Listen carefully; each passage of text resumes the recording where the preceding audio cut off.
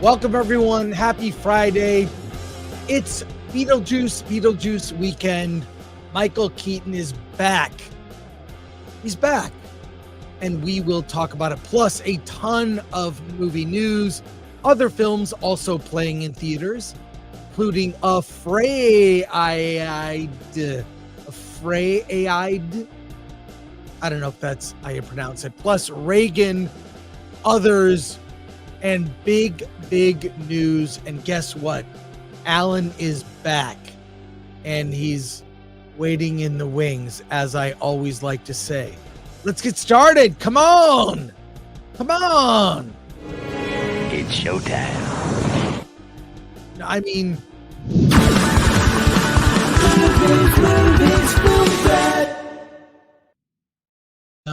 no, he's Dude, where the hell is this guy and what is he waiting for? Get over here. Alan. hey, man. Hey, happy birthday, by the way. It was yesterday. It's Your over. birthday month. It's over.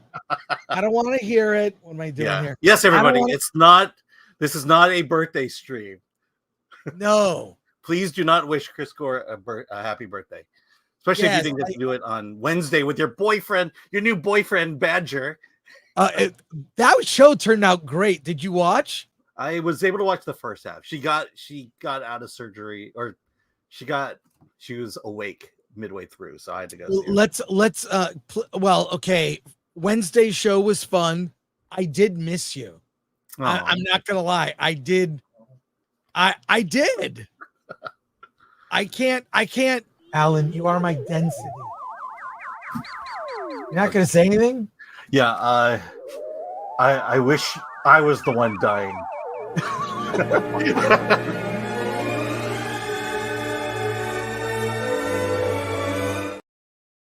How could you say that? How could you say that?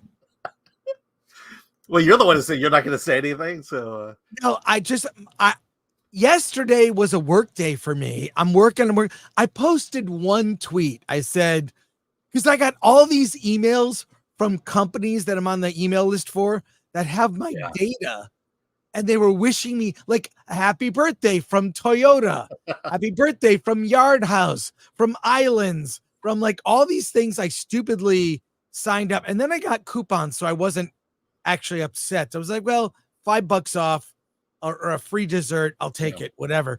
But inundated. By the way, I should mention AMC, you get a free popcorn and drink. Yes, birthday. I did get that as well. Next time I go, I'll take advantage. But thank you to everyone on social media who wished me a happy birthday. I do appreciate it. It's now over, and we can close that chapter. Yes, let's close the chapter. It is no longer Chris's birthday. So please. It isn't. Please, for the love of God, do not wish Chris a happy birthday. I had a good time. I went to, no, I do not do birthday months. I don't do birthday weeks. I don't do birthday weekends. It was yesterday. It was one day. It's over. All I did was I went to have dinner with friends and my daughter at Yard House. We had a blast. It's also, what's weird is my kids' birthdays are around the same time. We're all Virgos, like a few days apart. I call it birthday apocalypse because it's all these birthdays in like the course of like a week, all at once. Okay. So but Detroit is super cold in January. Got it. All right. Yeah. There's nothing to do. But so I appreciate everyone, and I was embarrassed by I don't like all that attention. As much as I do a YouTube show where we get attention, I don't like to be the center of attention. So there you go. Yes. So please, everyone, stop doing this. For the love of God, Chris is asking you, stop wishing him a happy birthday. But thank you so much. It was really great. And then I came home, I stopped by the 35er and watched the rest of the football game, the 35er in Pasadena.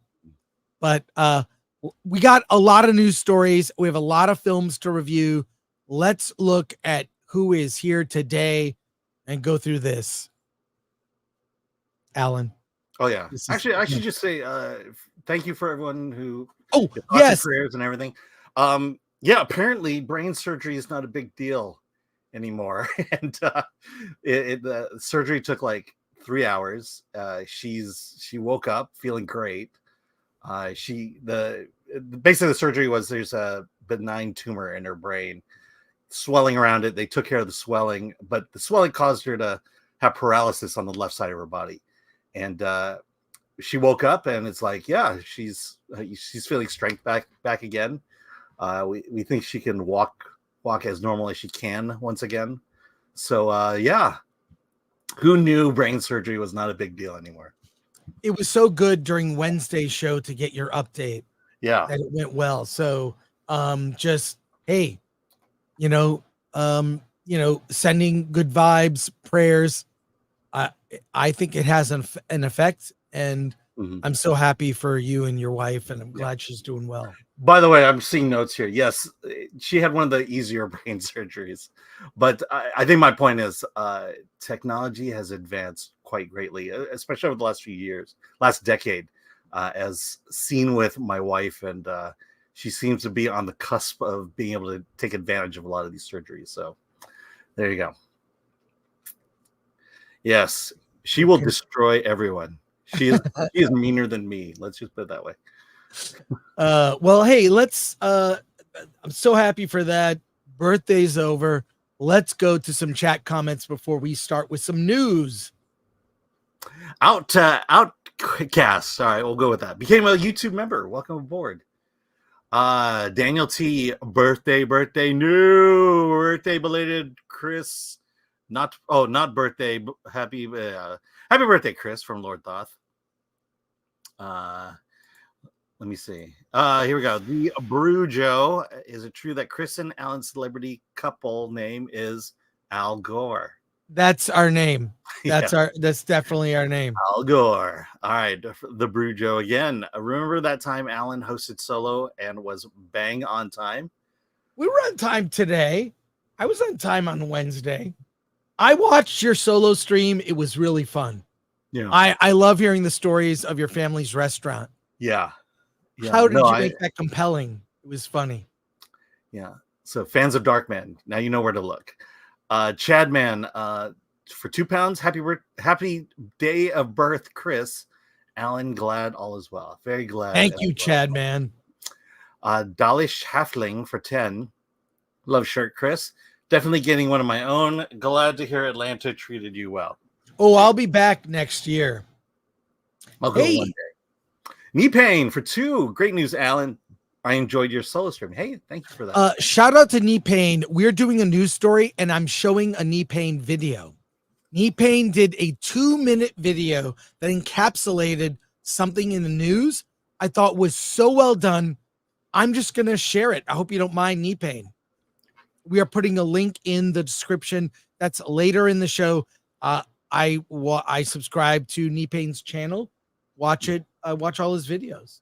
And by the way, I've had 2 Regal pizzas since that live stream. The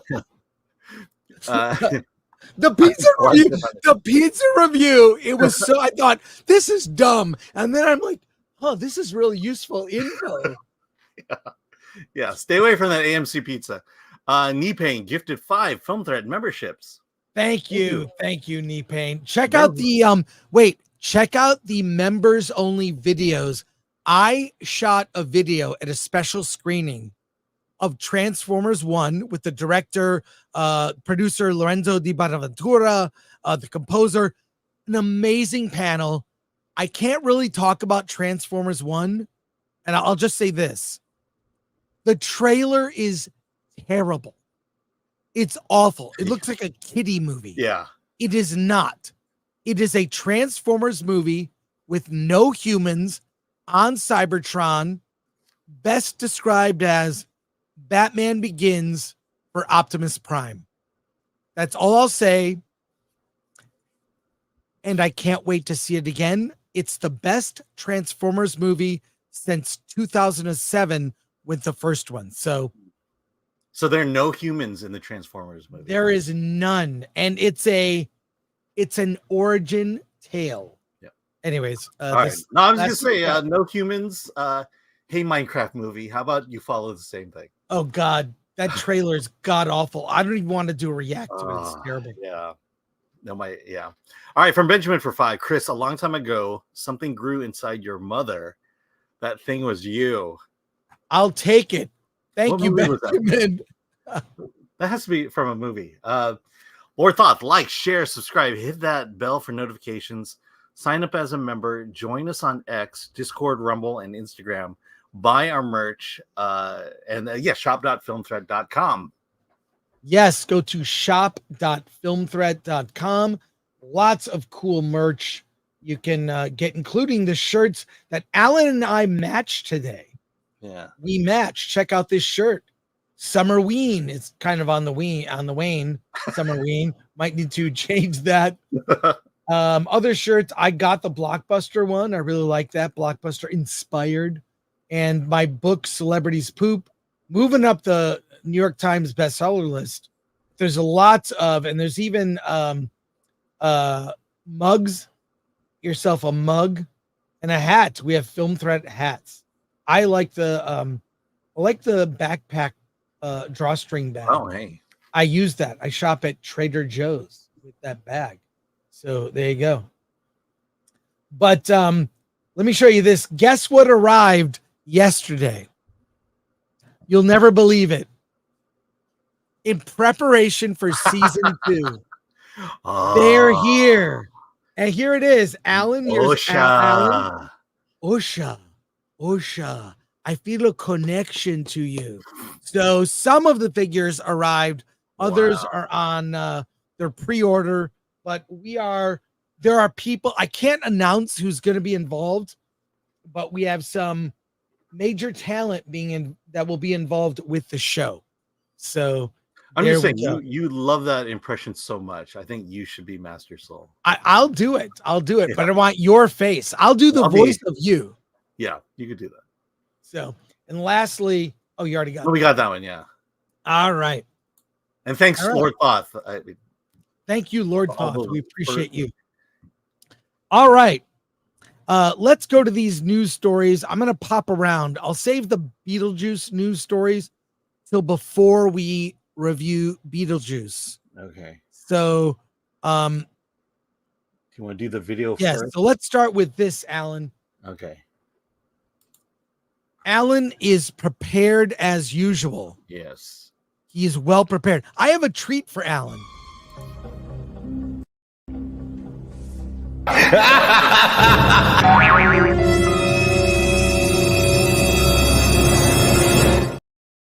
Very scary. I'm sorry, Very that's wrong. scary. That's just wrong. Let's talk about this. The IMAX brand means you'll see it on streaming. What does that mean, Alan? Tell us. Okay. Yeah, so this is interesting. Just knowing a movie played in IMAX makes you more likely to watch it on streaming. 69% of participants in a study said that just seeing the IMAX logo on a movie poster gives it a sense of it's of higher quality. Where's this article from? This is from IndieWire. Oh, great. Okay. Yeah, no, legit. It's a legit. Yeah, Okay. The conventional wisdom for the past few years of everyone in town not named Netflix has been, if you put a movie into the theaters, it helps the film down the road until it lands on streaming. Knowing a movie was theatrical and has that extra leg up of advertising gives it an added perception of quality beyond just something made for streaming. IMAX, though, wanted to take that theory one step further, so it did its own study. If you knew a movie played on IMAX screens, would you still be more likely to watch it on streaming? According to the tech company's own commissioned research obtained by IndieWire, of course you would. IMAX asked 600 US-based entertainment consumers if knowing the film had a theatrical release in IMAX would make them likely watch it on a streaming service, and nearly 2/3 said yes. Males under 35 and other more frequent moviegoers polled were even more likely to check it out at home, even though they had obviously wouldn't have seen it on the IMAX screen. Essentially, For me, look, they tried to push 3D. You remember this? It was like a way to upcharge normal movie tickets, right? So you had to see, Avatar in 3D, and then every Marvel movie was in 3D. And then Lucasfilm put out The Phantom Menace in 3D. They were going to do 3D versions of all the Star Wars movies. They only ended up doing Phantom Menace, and then that went away. I don't think people like 3D. I think that between the glasses and it's there are very, very few 3D films I've seen where I think, oh, that was really amazing. Let me tell you, let me give you my experience. The 3D is great in the first 10 minutes. After the first 10 minutes, you forget you even are watching this in 3D. But the Avatar films do it best. But IMAX is my preferred format. The thing is, okay, AMC Burbank has an IMAX screen that I think is very good. The best one is Universal. And Universal Studios at Universal City Walk has a great screen, but the first third of the seats, you can't sit there or you're looking like this. I mean, it's weird. So you have to be mid-level or up in order for that screen to really give the effect. I saw Dune Part 2 there. I saw Tenet there. I've seen I saw Twisters there. You and I saw it together. Yeah. Irvine Regal has a IMAX screen. It's a real IMAX screen. And I saw the first Dune in the third row. I love IMAX. You know what I think? Remember when they put out 3D TVs? They should put out IMAX TVs. That's a joke. You can't. An IMAX TV makes no sense. The thing that does upset me, though, is they need to have a function where when you get the movie on 4K, that you can watch the IMAX version and get the rest of the screen. So I don't know. I do think that says something about the IMAX brand because not every movie gets released in IMAX. But that's my preferred format. What are your thoughts, Alan? Yeah, I mean, look, Deadpool at my local theater, Deadpool was on IMAX for a month. And they certainly other films had come in, but not worthy enough for our theater to take Deadpool and Wolverine down. Because again, they kept it up because of the quality of the film. And I find it weird and a little self-serving that IMAX would do this for themselves. Right. I don't know how much I buy this exactly. Yes, we did a study that said people love our format. It's like, yeah. Yeah. Okay. Yeah. And then also the fact that you and I, we see movies regardless. Right. And so I don't think, so it's hard for me to connect because I have to watch these damn movies anyways. And IMAX really doesn't make a difference. I think there are times where I'll just see it on a regular screen, even though it's available on IMAX, just because I don't want to pay the extra. So yeah, but good for IMAX.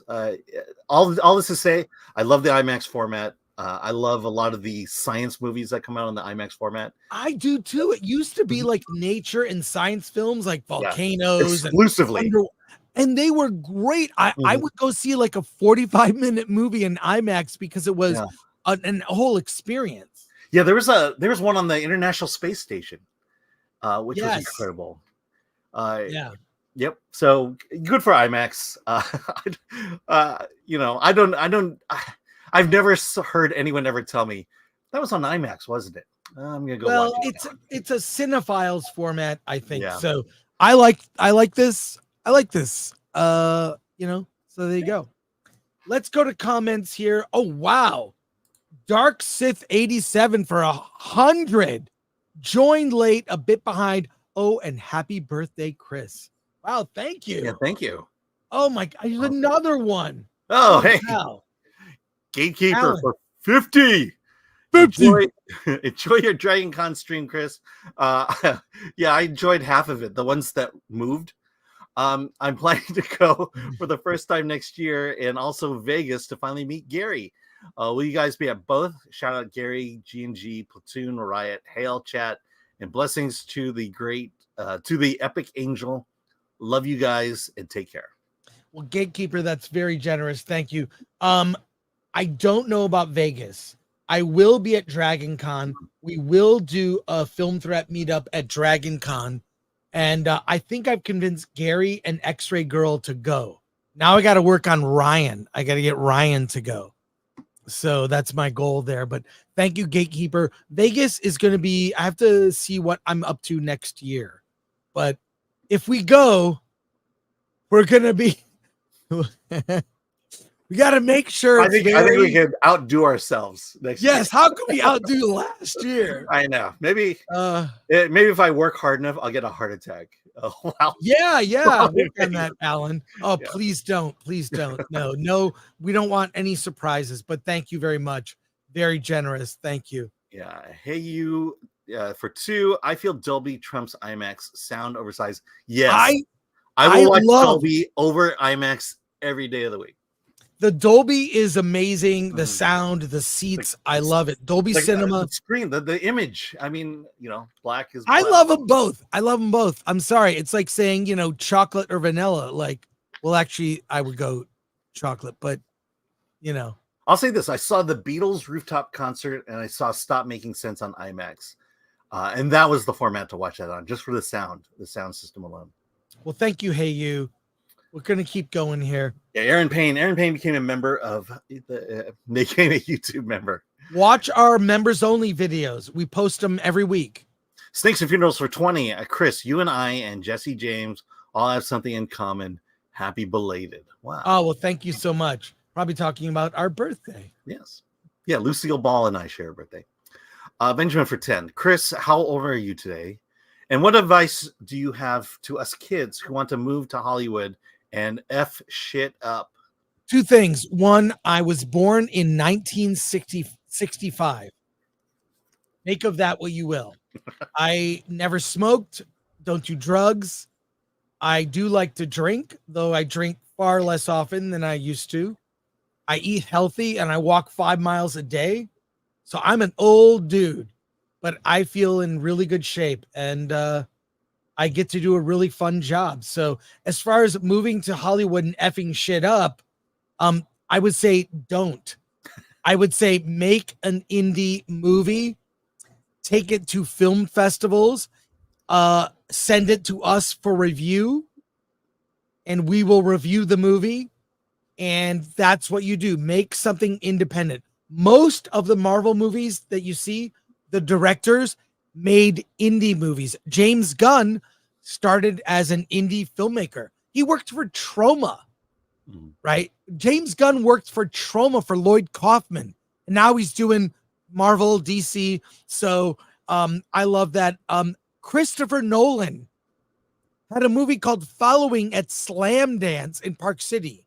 The next year, he had Memento. At Sundance.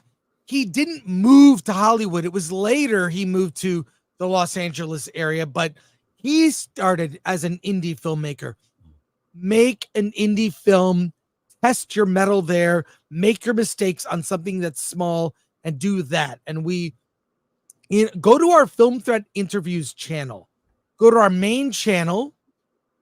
I'm going to go to it now, which there'll be some weird sound thing.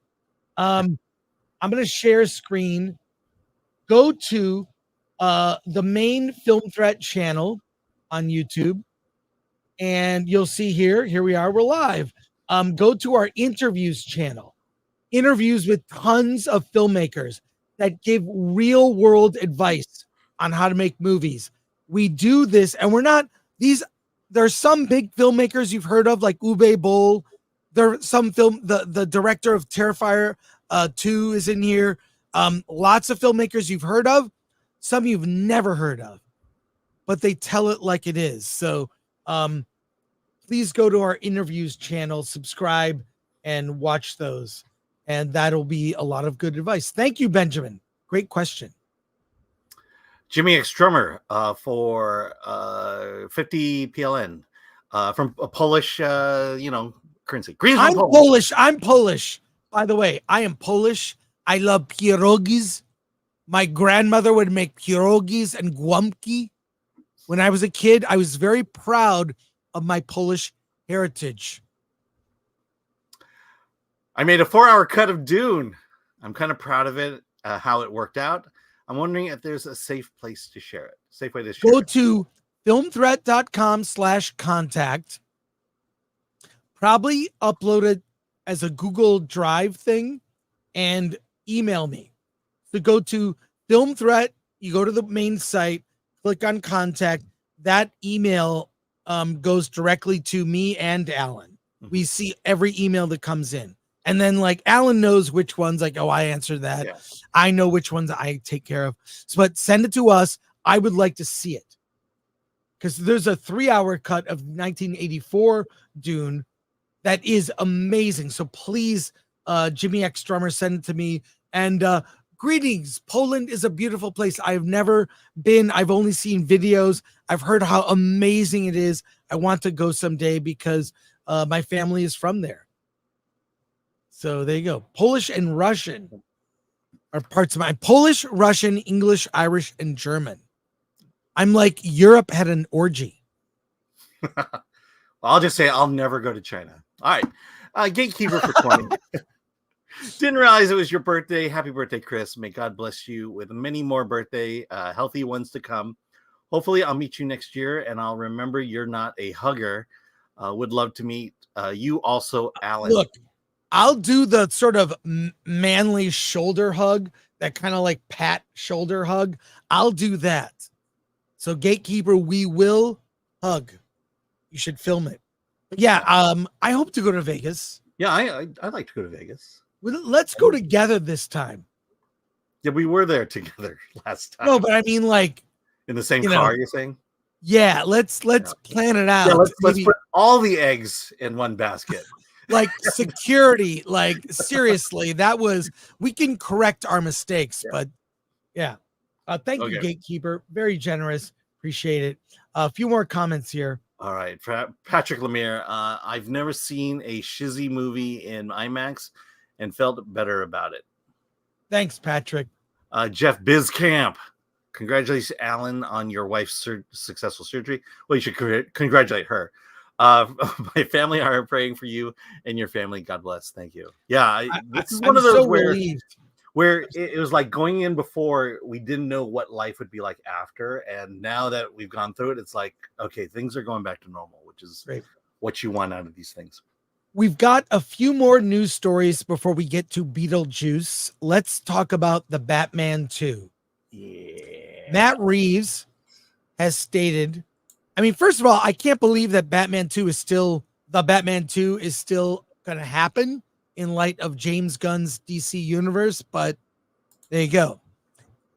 All right. He says the Batman 2 is to stay grounded. Let's get the full context. This is from what outlet? This is from Variety. Interesting. Okay. Let's hear it.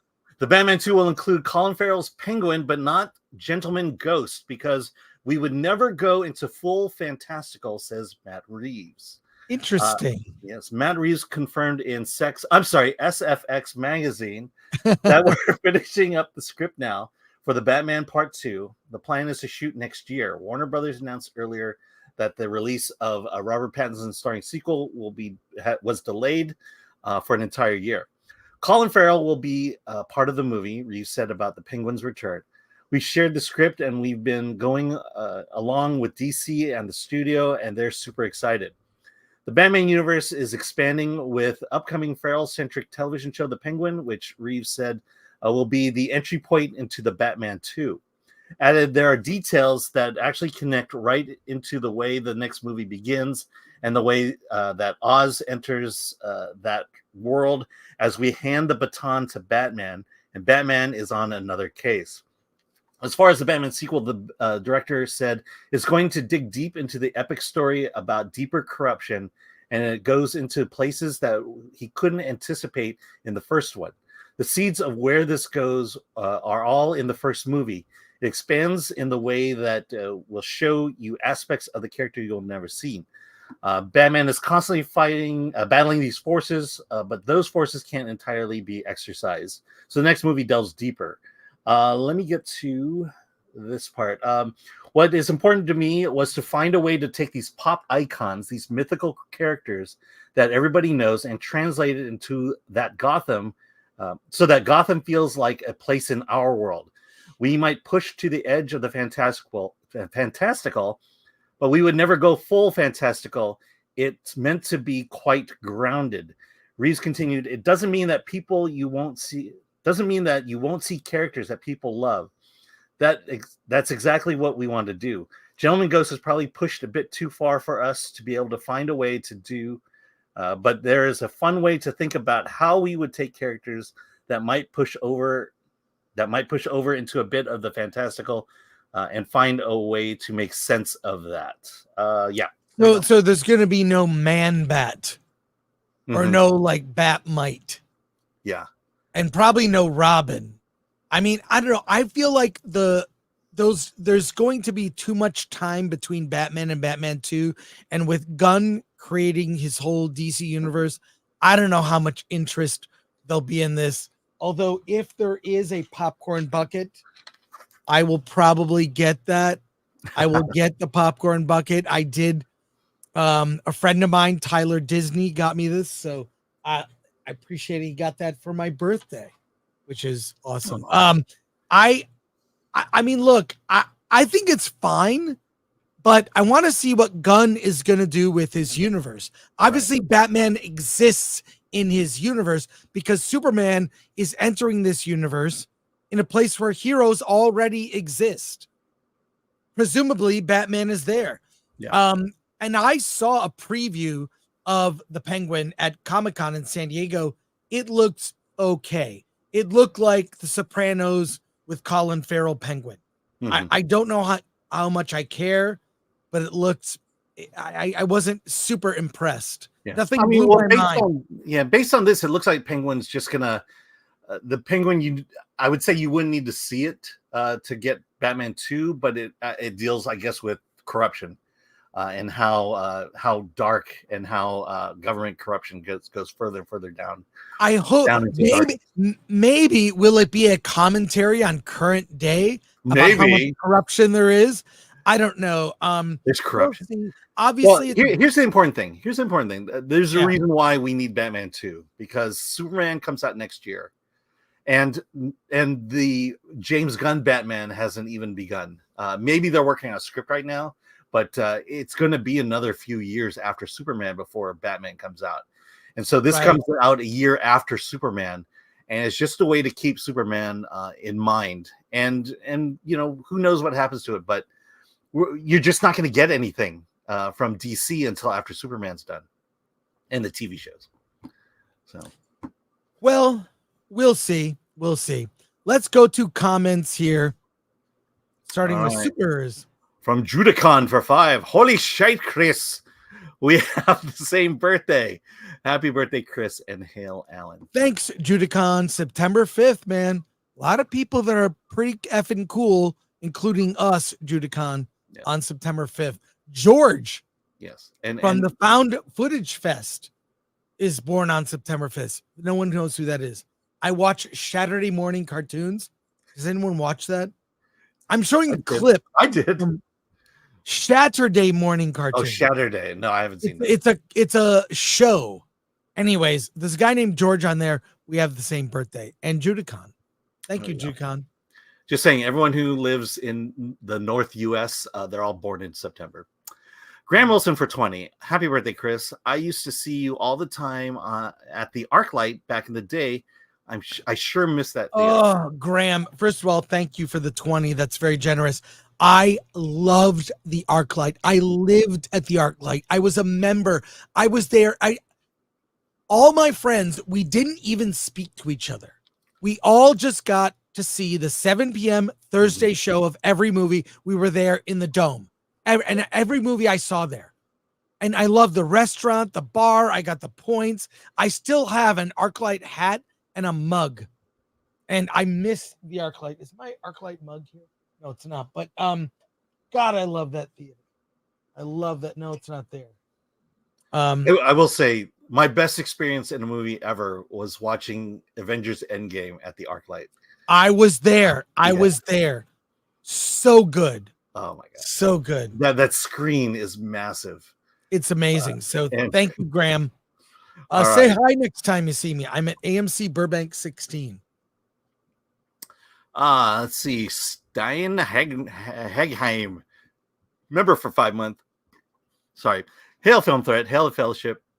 Have a great Friday, everyone. Love watching your reviews as a cinephile from Norway, born in '86. Keep up the good work. Thank you, Stein. Appreciate you, Hegheim. I hope we're saying it correctly, but thank you so much. We appreciate your support. CD Stein 69 for 499. It's I need someone to make her the Tropic Thunderer meme with "You never go full fantastical." I'm more interested in a gun Batman before any of this. Yeah, I feel like I like what Matt Reeves did. Mhm. It's a fine standalone film, but I don't need to see any more. I'm Yeah. good. I'm yeah. Thank you. Those first two acts, I'll just say that I really love the first two acts. Yeah, they were good. Then the final act just Yeah. did not stick the landing. It became a superhero film in that third Yeah. act. Shake from Hunger Team for 10. Happy birthday, Chris. Oh, thank you. Few more chats here commenting. Red French Moon. I like the Batman atmosphere, so I'll be curious. Yeah, look, there's no way I'm missing it, Mhm. but well, again, all the money's on Superman right now. yeah, And it's going to be there's not going to be much coming out after it. So yeah, the Batman. Patrick Lemire, I think they are missing the point by not connecting Joker World with Reeves Batman. that would be take Todd Phillips' Joker and connect it to Batman would be amazing. The Garth Knight returns. Affleck's version was the closest to grounded and fantasy, albeit very fumbled by WB. I liked Affleck's Batman. It worked for me. I wanted to see more. Thomas Pickett, I've been watching the Batman GG, and there 66. 66. It just if you see what I see, you know. It's okay. Yeah. Okay, I've been watching Batman 66, and there's a lot of great villains they don't do. Bookworm, Falseface, and Egghead.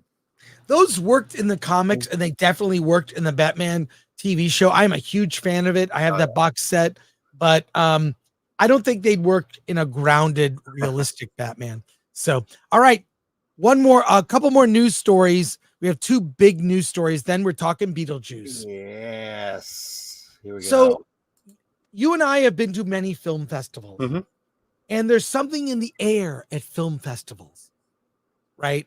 That yes. Movies you see at festivals, you're like, oh my God, people overreact.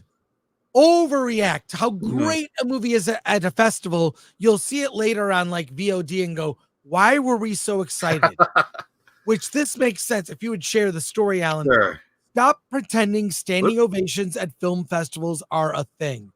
The thing is, almost nearly 99% of all movies at a festival, because you're in the room with the filmmaker, especially at Cannes, at Toronto, at Venice.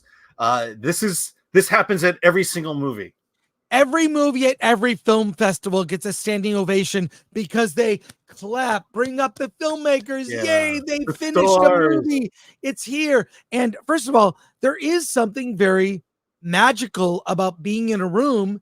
It's like seeing someone's creative force brought to life and birthed into the world. And there's something very special about that. However, movies that they always get standing ovations. It's not special. But here's from the LA Times. Let's stop pretending that standing ovations at film festivals are noteworthy. If you would read, Alan. Yes. This is from Tracy Brown. When Joker Folie de premiered at Venice Film Festival on Wednesday, the audience erupted into a standing ovation that lasted 11 minutes. The Hollywood Reporter clocked the applause at 10 and a half, while the deadline timer recorded 12 and a half minutes. Whatever the exact length, star Joaquin Phoenix didn't stay to the end of the audience cheer. The actor was spotted exiting the Sala Gran Theater for 9 minutes after 9 minutes of clapping. 10 to 12 is impressive amount of time to spend standing and clapping after watching a movie. To compare, a regular episode of Bluey generally runs 8 or 9 minutes, including the opening theme and credits, while top Olympians can run a 5K in under 13 minutes. But the length of a standing ovation doesn't really have any correlation to the film's quality. Early reviews of Folie des Deux have been mixed, with some critics hailing Todd Phillips' Joker sequel as brilliant and impressively odd, to others calling it frustrating and underwhelming. Still, reporting the length of a standing ovation after a screening has become a routine part of film festival coverage, especially for Hollywood trades. On Monday, Pedro Almodovar's first English feature, The Room Next Door, made headlines for applause that lasted 17 minutes at Venice. This topped the 12 or 13-minute ovation clocked by Brady Corbett's epic The Brutalist just the day before, as is reported in the longest Venice Film Festival history. You want me to keep going? No, you get the point. I mean, it's not a big deal. And reporting the length of the standing ovation, and also I feel like audiences are trying to push it by, let's see how long we can keep this going. It's what I'm saying is it's not a barometer of a movie's success.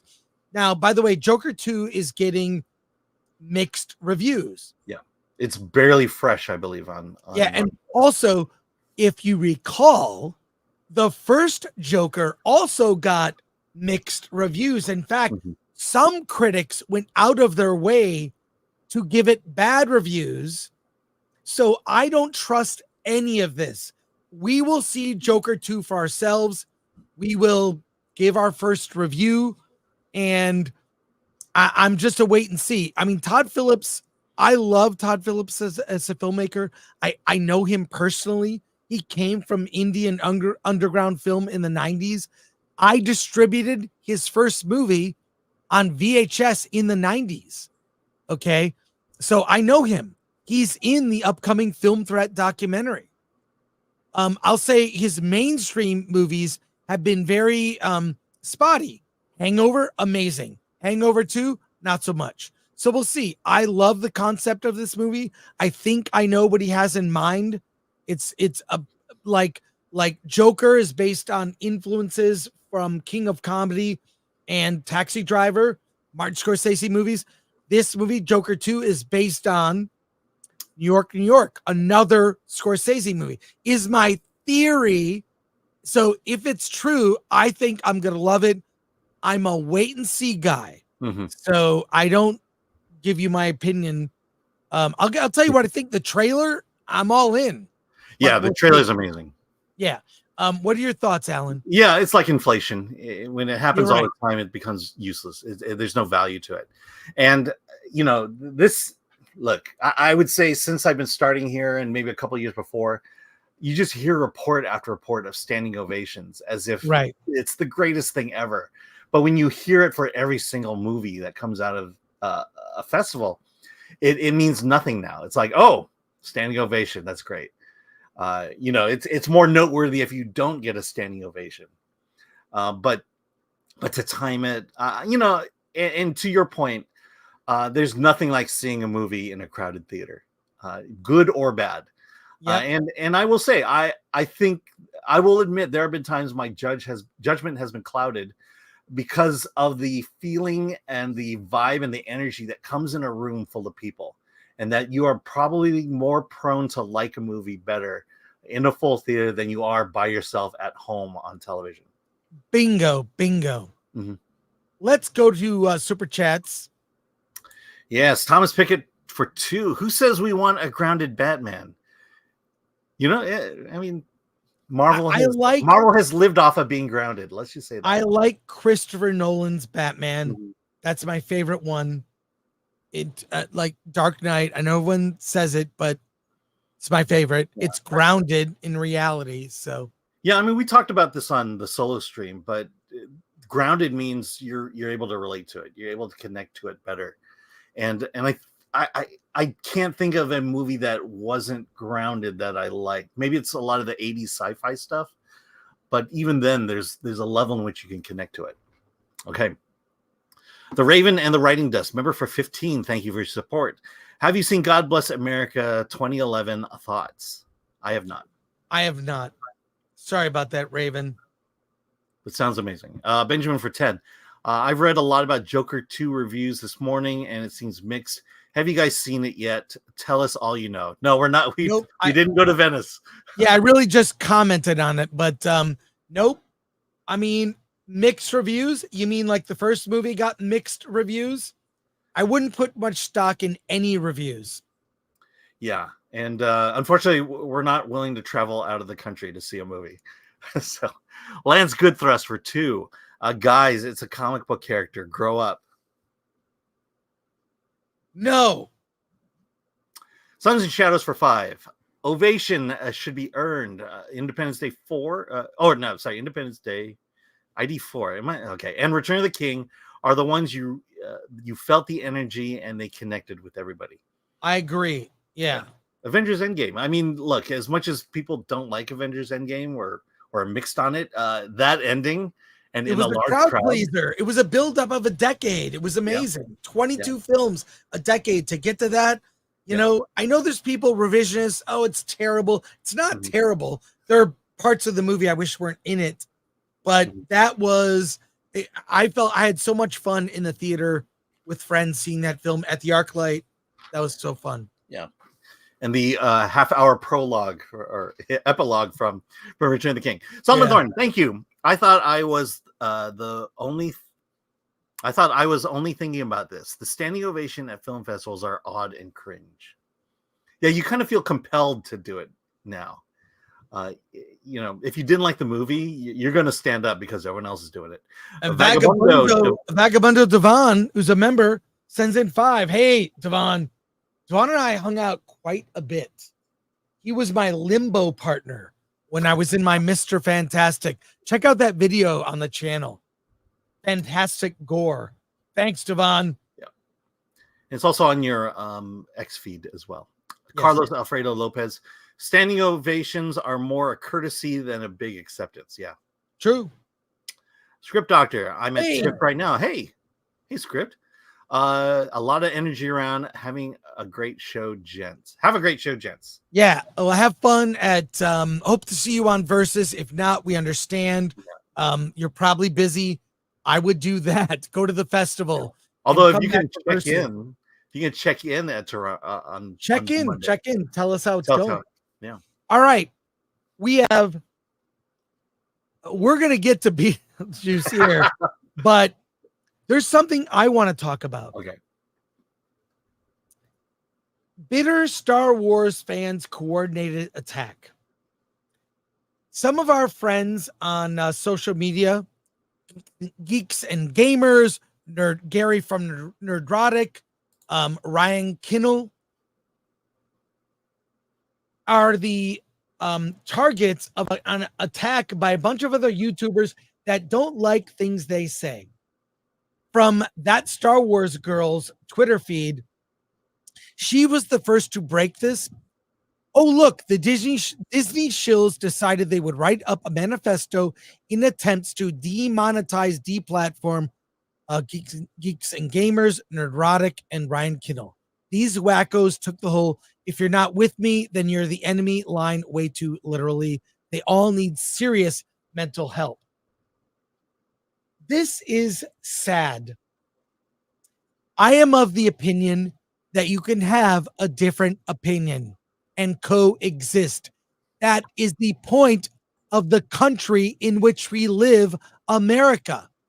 And we should be able to coexist. I like this TV show. I don't like this TV show. Love this movie. Don't love this movie. This is my favorite franchise. This one isn't. It's okay. And these creators took it upon themselves, people connected to Lucasfilm,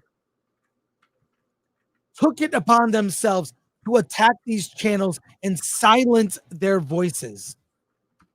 And that Star Wars girl, Anna, our friend, collected these. This is disgusting. What kind of arrogance do you have to have within you to think, only my opinion should be heard. There is a reason that Nerdrotic and G&G and Ryan resonate with people. A lot of people think the same. They do not like the Star Wars that Disney has put out. And I am of the opinion this has gone far enough. These people aren't going away. This breaks terms of service on Twitter and on YouTube. You cannot attack other creators. A targeted attack. There needs to be a lawsuit. I'm going to share something. My philosophy. This has gone too far. And I'll tell you something that I do. I keep an aluminum baseball bat in my car.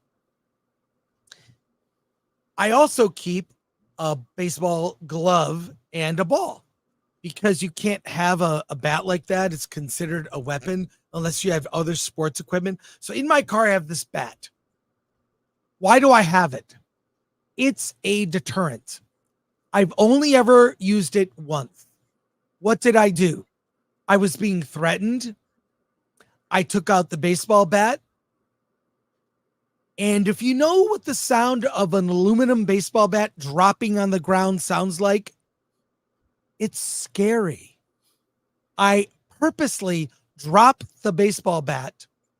The sound of the baseball bat scared said individuals, and the situation was diffused, let's say. It's a deterrent. And what these YouTubers that are doing this, that are breaking terms of service, they need a pushback. What do you do with a bully sometimes? You have to let the bully know that this behavior is not welcome. I would encourage Nerdrotic and everyone else to file suit against these people as a way to let them know enough. It's the legal version of the aluminum baseball bat. Now, our friend Knee Pain created a video, very short video. I will share it with you. It's a video that really explains through the words of George Lucas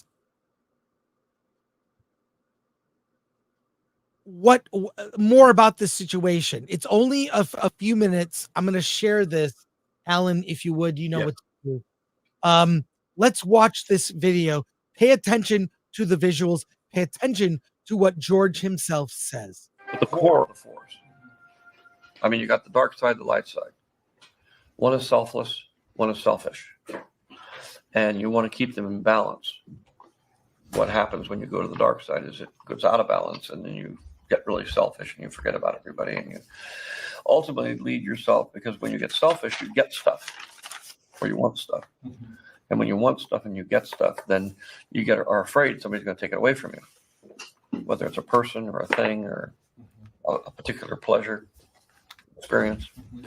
Once you become afraid that somebody's going to take it away from you, or you're going to lose it, then you start to become angry, especially if you're losing it. And that anger leads to hate. And hate leads to suffering.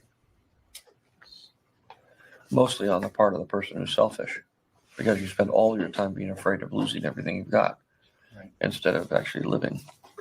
You're actually afraid of the pain of not having the joy. Obviously, the Sith are always unhappy because they never get enough of anything they want. Mostly their selfishness centers around power and control. And the struggle is always to be able to let go of all that stuff. That is from Knee Pain. Alan, you heard my aluminum baseball bat story. Yeah. Again, I've been in very few fights in my life, but I don't back down from a fight or anyone when I see an injustice. But I'm a pretty personable person. I'm really kind of just chill. But I do have that bat in my car. Alan, what are your thoughts? Yeah. I mean, to the Lucas point, this idea of joy, I've always described joy as a contentment in life. I hate the fact that the word joy has been co-opted by someone.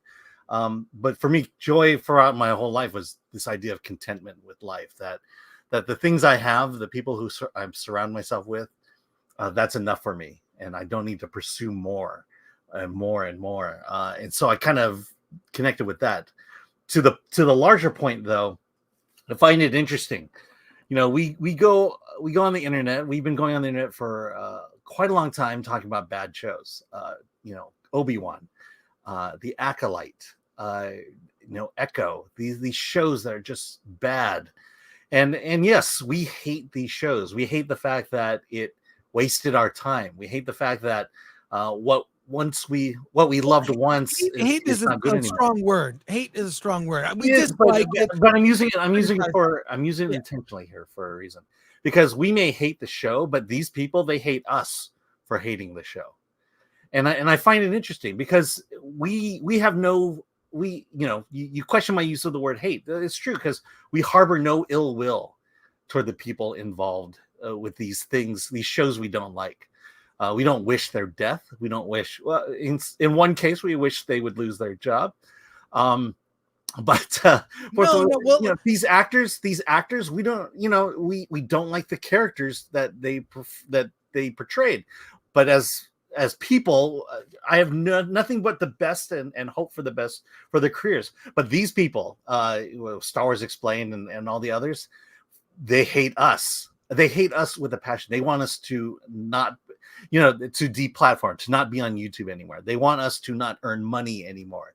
And I just find this weird that they are the ones who are going after actual people, while we are the ones going after these properties and wish that they would be better. Well, I'll just finish up with this. We'll go to your comments. My opinion does not invalidate your opinion. Mm-hmm. So Alan and I have opinions, and a lot of times we disagree. I mean, on some things, a lot of things we also agree, but we disagree. I respect Alan. And just because he has a different opinion from me, he doesn't mean his opinion is wrong. So, and you are free to decide what your own opinion is. You're getting 2 points of view. You decide. And our opinion on Acolyte does not invalidate the opinion of people who loved the show. Mm-hmm. And the decision to not proceed with season 2 has to do with the lackluster response. Nobody watched it. And I come to the conclusion that the intended audience is far smaller than people assume. There's a lot of chatter on social media that makes it seem like, oh, this is a huge thing. It isn't. There's a very narrow audience for the kinds of things that Lucasfilm thinks appeal to people. And I think Hollywood is waking up to the fact that this modern audience doesn't exist, but that they went out of their way to create a manifesto to attack YouTubers is wrong. And I believe only a lawsuit that will take their time and money is the only way, as a warning shot, as a deterrent, to stop this behavior. Many different points of view can coexist. And if you want, let's debate. We did a whole critics court on Star Wars, right? We did a courtroom, and then we did a funeral, and we invited people, anyone who disagreed, like, come on, talk to us. They were so fearful. None of those people actually were part of the trial. It was hard to get people to defend Disney Star Wars. So I think that says something. And in any case, just keep in mind, my opinion does not invalidate yours.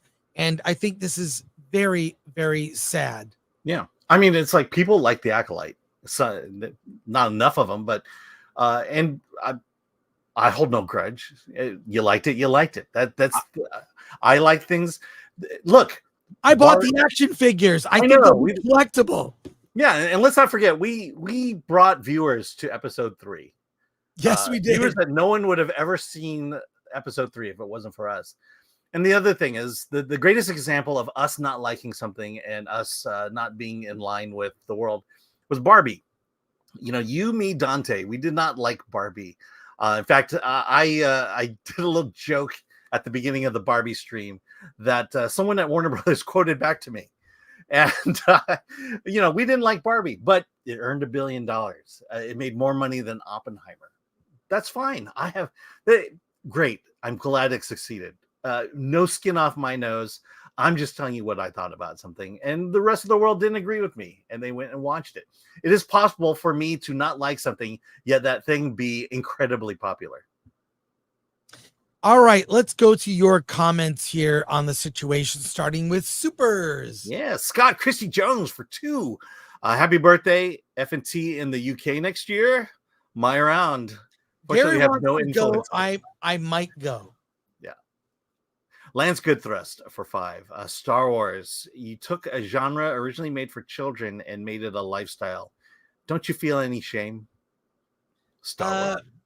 No, I loved it since I was a kid. It's, you know, how is it different than people who like the Philadelphia Eagles or the Detroit Lions? I mean, people have their hobbies, their loves, and I think it's okay. Yeah. Curtis D of Montana for 10. Hello, Chris. I wanted to share after my horrible work accidents. Gary, Jeremy, and all the F&T and G&G 199 fellowship after my surgery came together and helped me and my wife. I would not be here without them. Thank you, That's Curtis. awesome. It's good to hear from you again. Really appreciate it. Hope you're doing well. Yes.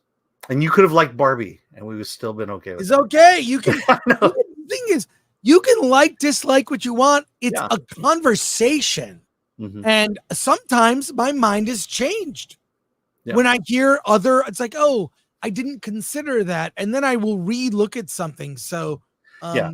Well, that's the point. They don't want a conversation. And I think we would be a richer world, richer as people, if we just had that conversation rather than go after everyone.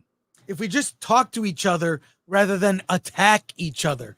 Continue here. Nicholas Vargo, member for 10 months. Hope you have a great birthday, Chris. Missed you guys. Thanks, Nicholas. Appreciate that. Okay. And hey, you for 5. Think of all the amazing live shows you could have done about movies back in the 90s. So much praise every week. It's the product that sucks now. Ooh, that's a great idea, Alan. Here's what we should do. Here's what we should do.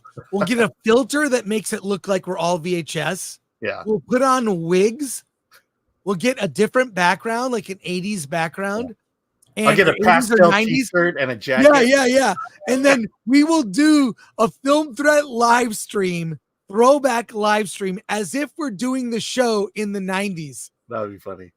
Should we do that? Oh, yeah, we'll should do that. The 90s or 80s. We'll do and we'll literally review the movies that came out that week. And we'll do our normal show. Yeah, we'll do it on the member stream, by the way. We'll do a 90s live stream. Okay. Chris D of Montana for 5. It disgusted me to the core on how they were attacked by cowards. I would love to talk to the people that hate them and to explain to them they are wrong. Well, remember I would say their behavior is wrong. That's wrong. Just convince me, make an argument why it's great and move on. Like you might as well argue over different flavors of ice cream. It's so personal to you. It's okay to like it. I will give you the perfect example. It was our last Jedi debate at Comic-Con. Yeah, that was good. Look it up on the channel. Oh, hey, Knee Pain for 5. I love this channel, not just the opinions. The respect covered to indie filmmakers and not bending the knee to Hollywood. Thanks for sharing. Well, thank you, Knee Pain, and I hope it's okay. We showed your video. We will put a link in the description. Subscribe to Knee Pain. Also, we're gonna review Reagan. You know, that's an indie. We'll get to that later in the show. Thank you. Beersaurus Rex, member for 24 months. They're now feeling what we have for 10 years. Yeah. Oliver Lavery Farag for 5. One of the things I respect about Gary, Ryan, and G&G is that they all say They say all opinions are welcome, even when they differ. Hashtag the right side of history. Yeah, the country was kind of born on disagreements, on debate. Thomas Pickett for 5. There should be a Discord group for people that bought Acolyte figures. All 12 of you can talk to each other. Big Mar for 499. It's been like they barely like the project they're in, so why should I love the show or movie? Leo Cody for 2. I collect film threat action figures. Hey, thanks, Leo. I want one. Benjamin for 5. Where are the rules coming from? We like Star Wars, Lance, so go F yourself. Lore, I think. Bruce Leroy Jenkins for 2. Day 6 of Chris's birthday month. Happy birthday, Frank. Thank you, Bruce Leroy Jenkins. Razorburn, we are victorious. Hey, thanks, Razorburn. All right. The Raven and the Writing Desk for 5 Canadian. If I agreed with everyone someone said, I would stop being around that person. Only people who challenge the way I think can help me grow. Yep. Yeah, I agree. Like, I want friends that keep me honest. Like, I'm really good friends with Dante. We keep each other honest. We support each other. Alan, same thing. Friends with Alan. Really good friends with Alan. We've been through a lot. Yeah. We've been through a lot in Yes, 7-8 years. Oh my God. But like, we don't have to agree. I actually think it's you more can see conversations behind the scenes. Yeah, if you only knew. All Thank you for that. Texas outlaw Michael Siena's ignorance, arrogance, and narcissism are a very dangerous combination. Yeah, it really comes from a place of narcissism. Like, how are these people allowed? Now, why would you even say that? Everyone is allowed to have their opinion. Loppy Loud for 499. I'm a member. I love you guys and totally disagree with Alan's politics. What? There's nothing more American than that. Happy birthday, Chris. Yeah, that's a fair point. Totally fair. I'll be honest, some of my best friends I don't agree politically with, and we have had long, dragged out arguments, and yet somehow we are still friends. Jean Hu for 742. The complaints about hatred and racism are wrong. I expect that few if any of them, have actually know what these channels actually said. Yep. Yes. Yeah, they assume a lot and they insert a lot. It's Shuns and Shadows. This pisses me off as a member of the fandom since 1982. Awareness of what a fan of something is.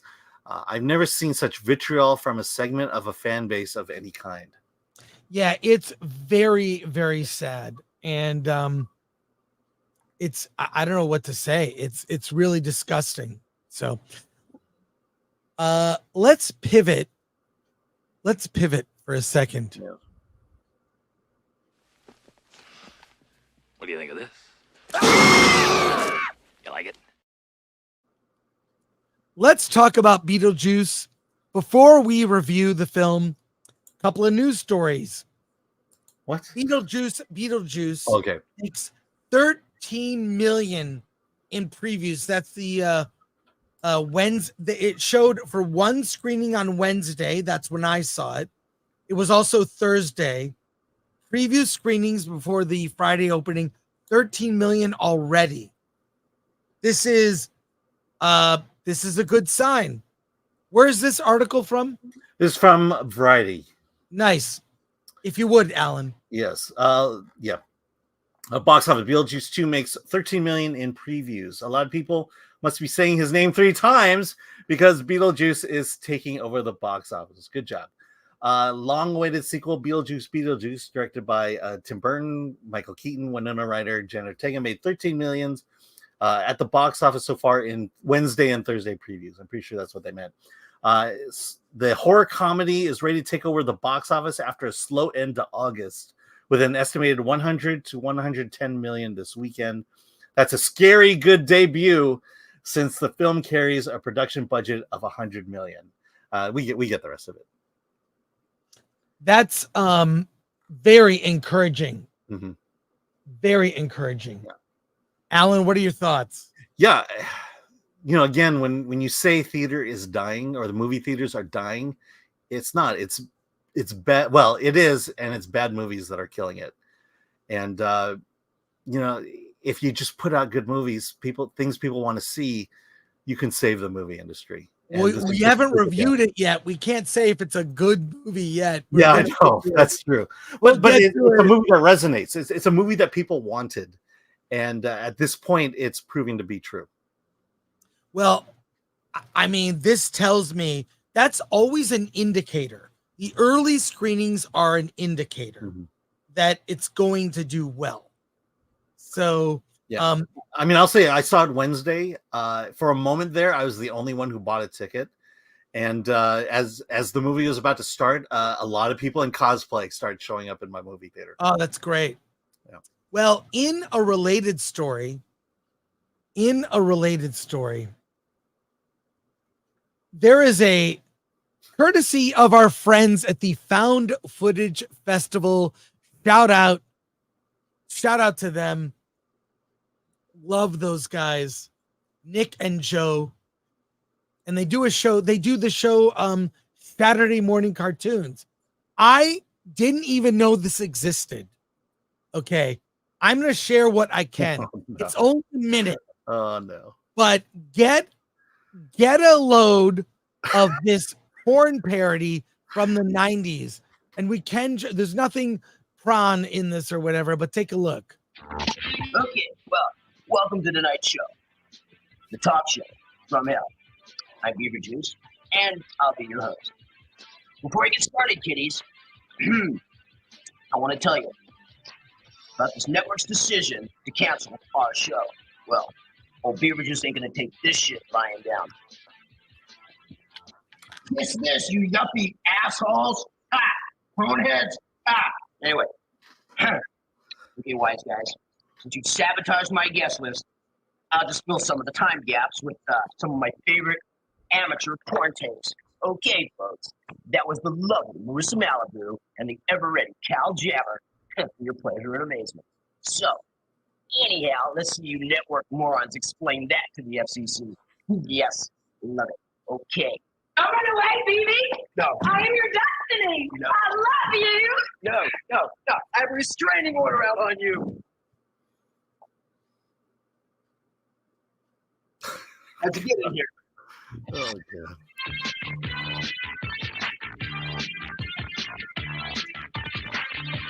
Well, thanks, Chris.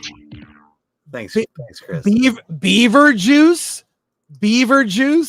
I mean, this is no Axel Braun. This was very unsophisticated for its time, but I thought I knew about all the porn parodies. This one, I did not. But you need to see, yes. I mean, why can't porn actors just take an acting class? That's all I can say is this. I love the Found Footage Festival. Those guys are amazing, Nick and Joe, and of course, George, Caitlin McGurk. I watch Saturday morning cartoons, so sub to their channel. That was a great clip to show. I don't think there's much commentary we can make. Let's just go to comments. Oh my god. Lance Good Thrust, speaking of which, for 5, this will determine my watching of your channel. Did you review La Chimera this year? Or is it Chimera? No We did not see Clearly I didn't Chimera. watch it. I'm sorry, Lance, if that doesn't mean, we review a lot of indie movies, foreign films. That one slipped under the radar. We do our best. And I hope we still earned a sub from you, but we did not. I mean, on the website is different because, okay, by the way, the website, 5 or 6 reviews go up daily on the website. Well, it's usually 3 or 4, sometimes 5 or 6. During a festival, 10 to 20 reviews a day. So the website, filmthreat.com, we have a lot of reviews. We don't review everything because on our live YouTube show, just because, Alan and I are just 2 people. We do our best. It's on probably on filmthreat.com. But thank you, Lance. Yeah. It looks interesting. It's playing on Hulu right now. Hot Grape Studio for 5. Hail Film Threat. Wife and I saw Beetlejuice yesterday and was very disappointed. Didn't laugh once. I was a huge fan of the first. We're going to do it next. Caveat Ties asks, did he say Beetlejuice? Wait, could you repeat that? Caveat Ties asks, did he say Beetlejuice? Okay, Glenn. The things I do for you. Chairman Meow, does he fix the cable? I'm sure he does. Patrick Lemire, not Crunchy Beaver. Nicholas Vargo for $4.99. Did you guys see Twister and Twisters in 4DX this week?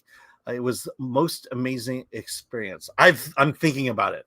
I tried to go see it, sold out, literally every seat, because the 4DX theaters have limited seating. A friend of mine, Mike MC Wong, saw it at 7 a.m. Oh my god! Because all the other screenings were sold out. I don't know if I'll get to see it, but thanks, because I can confirm there's a wind machine in the 4DX theaters. Yeah, there we go. All right. And lastly, from you want to do that one, or should we hold that one? No, go ahead. Okay, we're good. From Akanika, member for 25 months. Appreciate the review. Go Film Threats. Hey, appreciate 25 months of support. Is that from the very beginning? Are we? No. Wow. No, I think we were 6 months in. Five months in at that point. That's amazing. All right, Alan. Yes. You can undo that. Okay, it's Alan. It's time. It's showtime. Let's talk about Beetlejuice. This is the sequel to the film from 1988. Yeah. Tim Burton's classic. It's a comedy, it's horror, it's music, it's Michael Keaton created a character that has endured for decades. I don't care what convention I go to, there's always a Beetlejuice. And should mention that this is a year before Batman as well. Yes. This is when people just made a movie and put it out, and there you go. It is now here, and I for one, very excited for this film. What do you think of this? You like it? Alan, did you like it? And tell us the story for Beetlejuice. Okay, so Beetlejuice. We return to the Dietz family. Sorry, it's the return of the Dietz family as they return to Winter River, Connecticut, after the death of Patriarch Charles in a weird, mysterious plane crash and shark accident.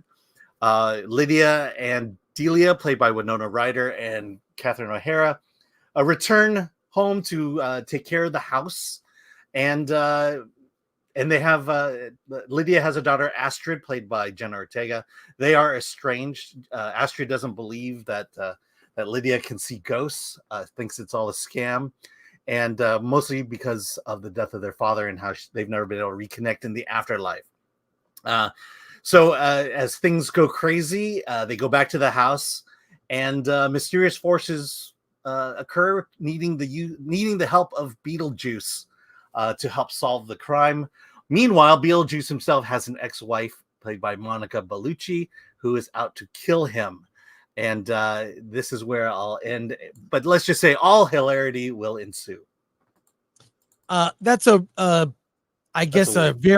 very short version of what we saw. Yep. There are here's the thing. That first movie is weird. That movie it's weird. It's 90 minutes. It's fun. It's very a lot of practical effects. Yeah. Very little. It was a lot of blue screen, right? But not like there was no computer graphics. Yeah, it was stop motion animation. Yeah. Stop motion animation, practical effects, makeup effects. It's a classic.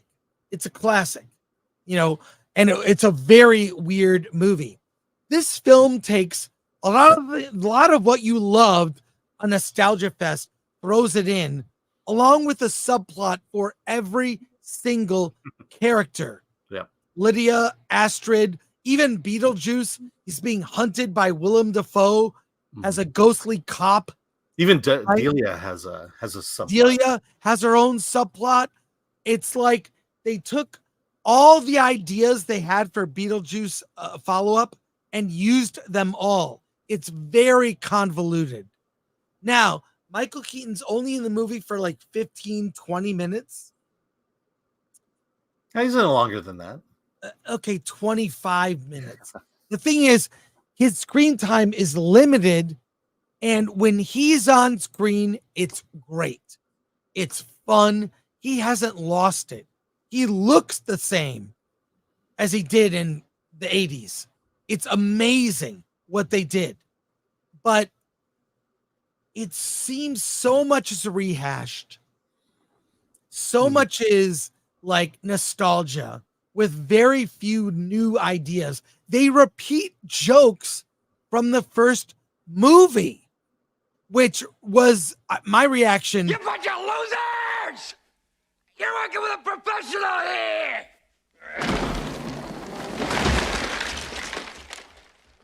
Nice fucking model! You look good there as Thanks. Beetlejuice. I like better as Gina Davis though. Okay. Here's the thing. I was disappointed and I had a good time. It's weird to say. It's like, wow, this is maybe not as good as the first, but I had fun. But wow, is it a mess?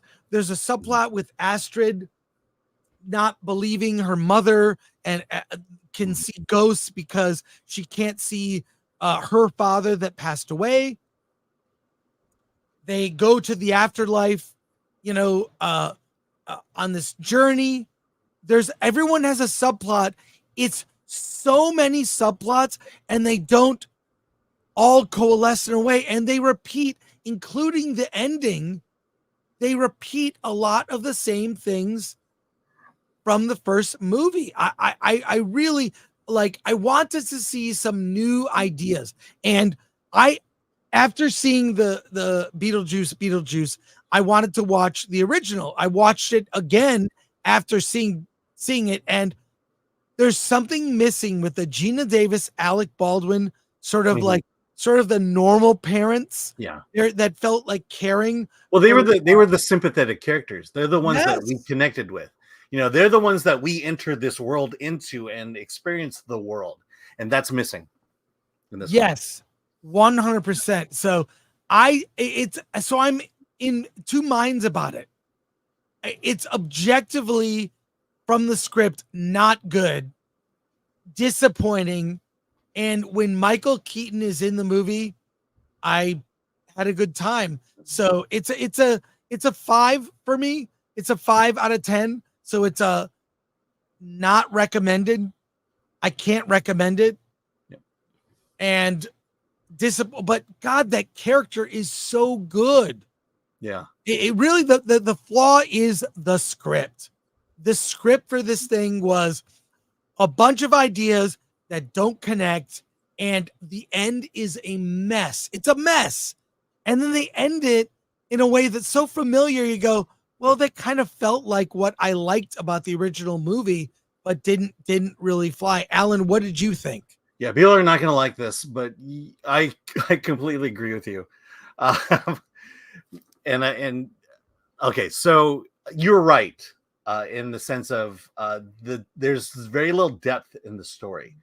The story is the first half of the movie is essentially it's the Dietz family story. And the second half is when Beetlejuice comes in and really livens things up. Yes. And it's a very long movie at that point. There's zero depth to it. But like you say, I did have fun with the movie. I did enjoy. I did laugh. And here, I think the problem is not necessarily the script, but it's the story structure. Because it's the halfway point of the movie where Beetlejuice comes in and does his thing.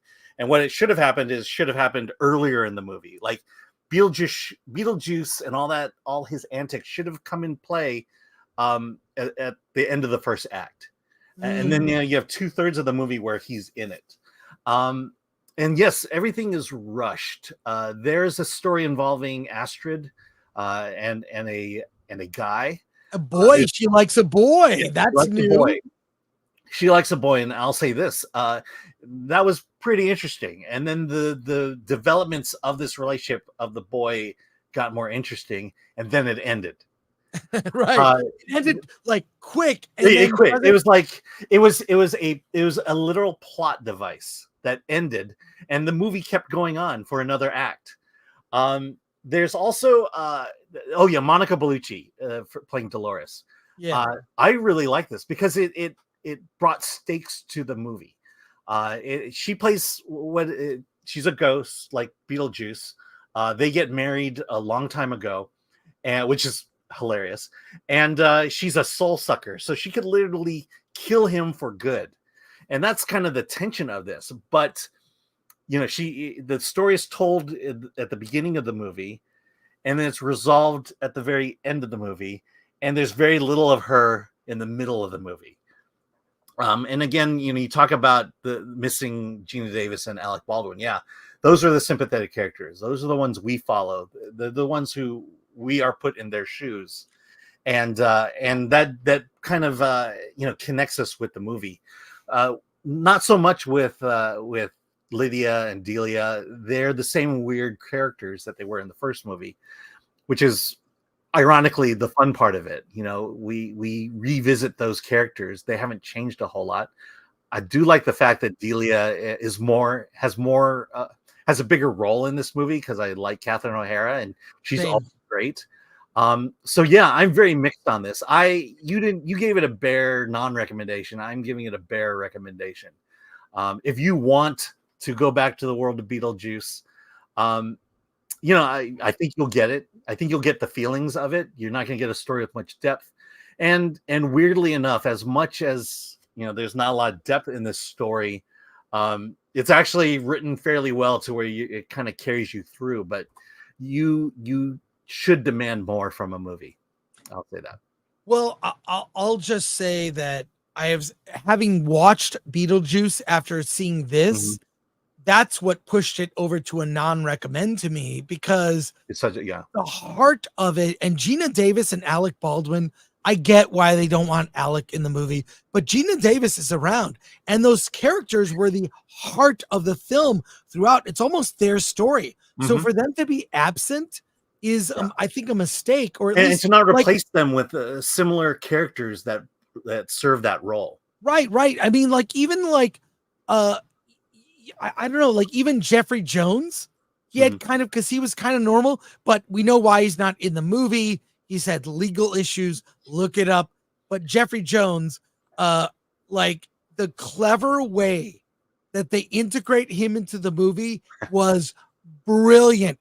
His character is in it throughout in the most clever way you could possibly imagine. Yeah. But he's in the movie, but he's not in the movie. So they actually weirdly, I think it's that story with him and Delia that is the best part of this movie. Right. So in any case, I'm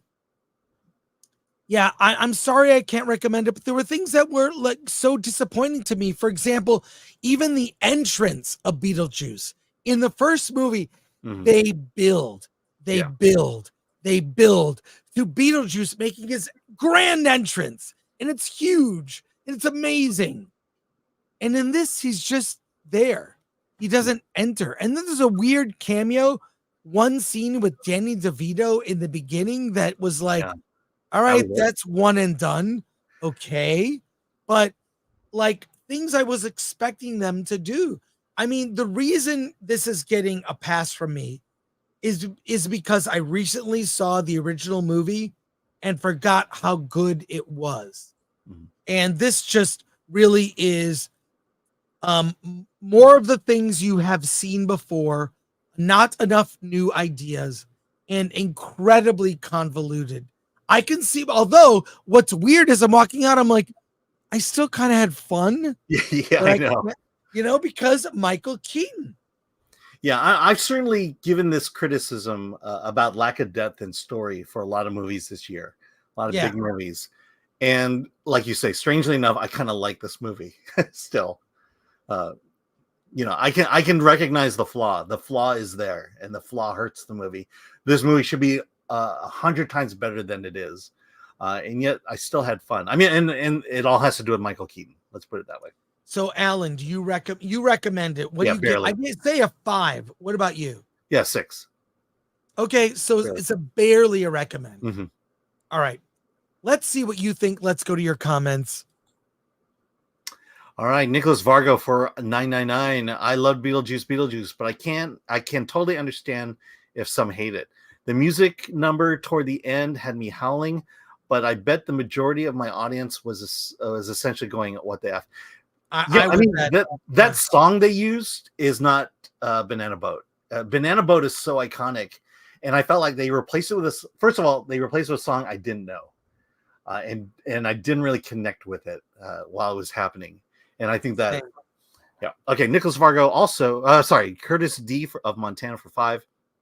Chris, I've always wanted to ask you, when you worked at G4, was it Sarah Jean Underwood? What was Sarah Jean Underwood like? She was my favorite person at G4.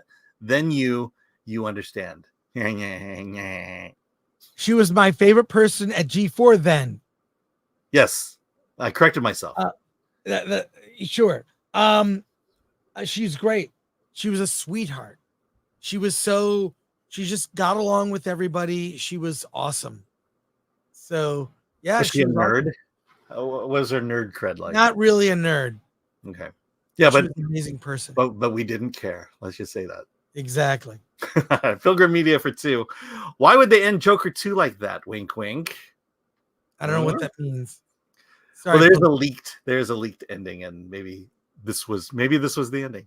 The Brujo for 5 Australian. No depth to the story in Beetlejuice 2. All they had to do was dig 6 feet.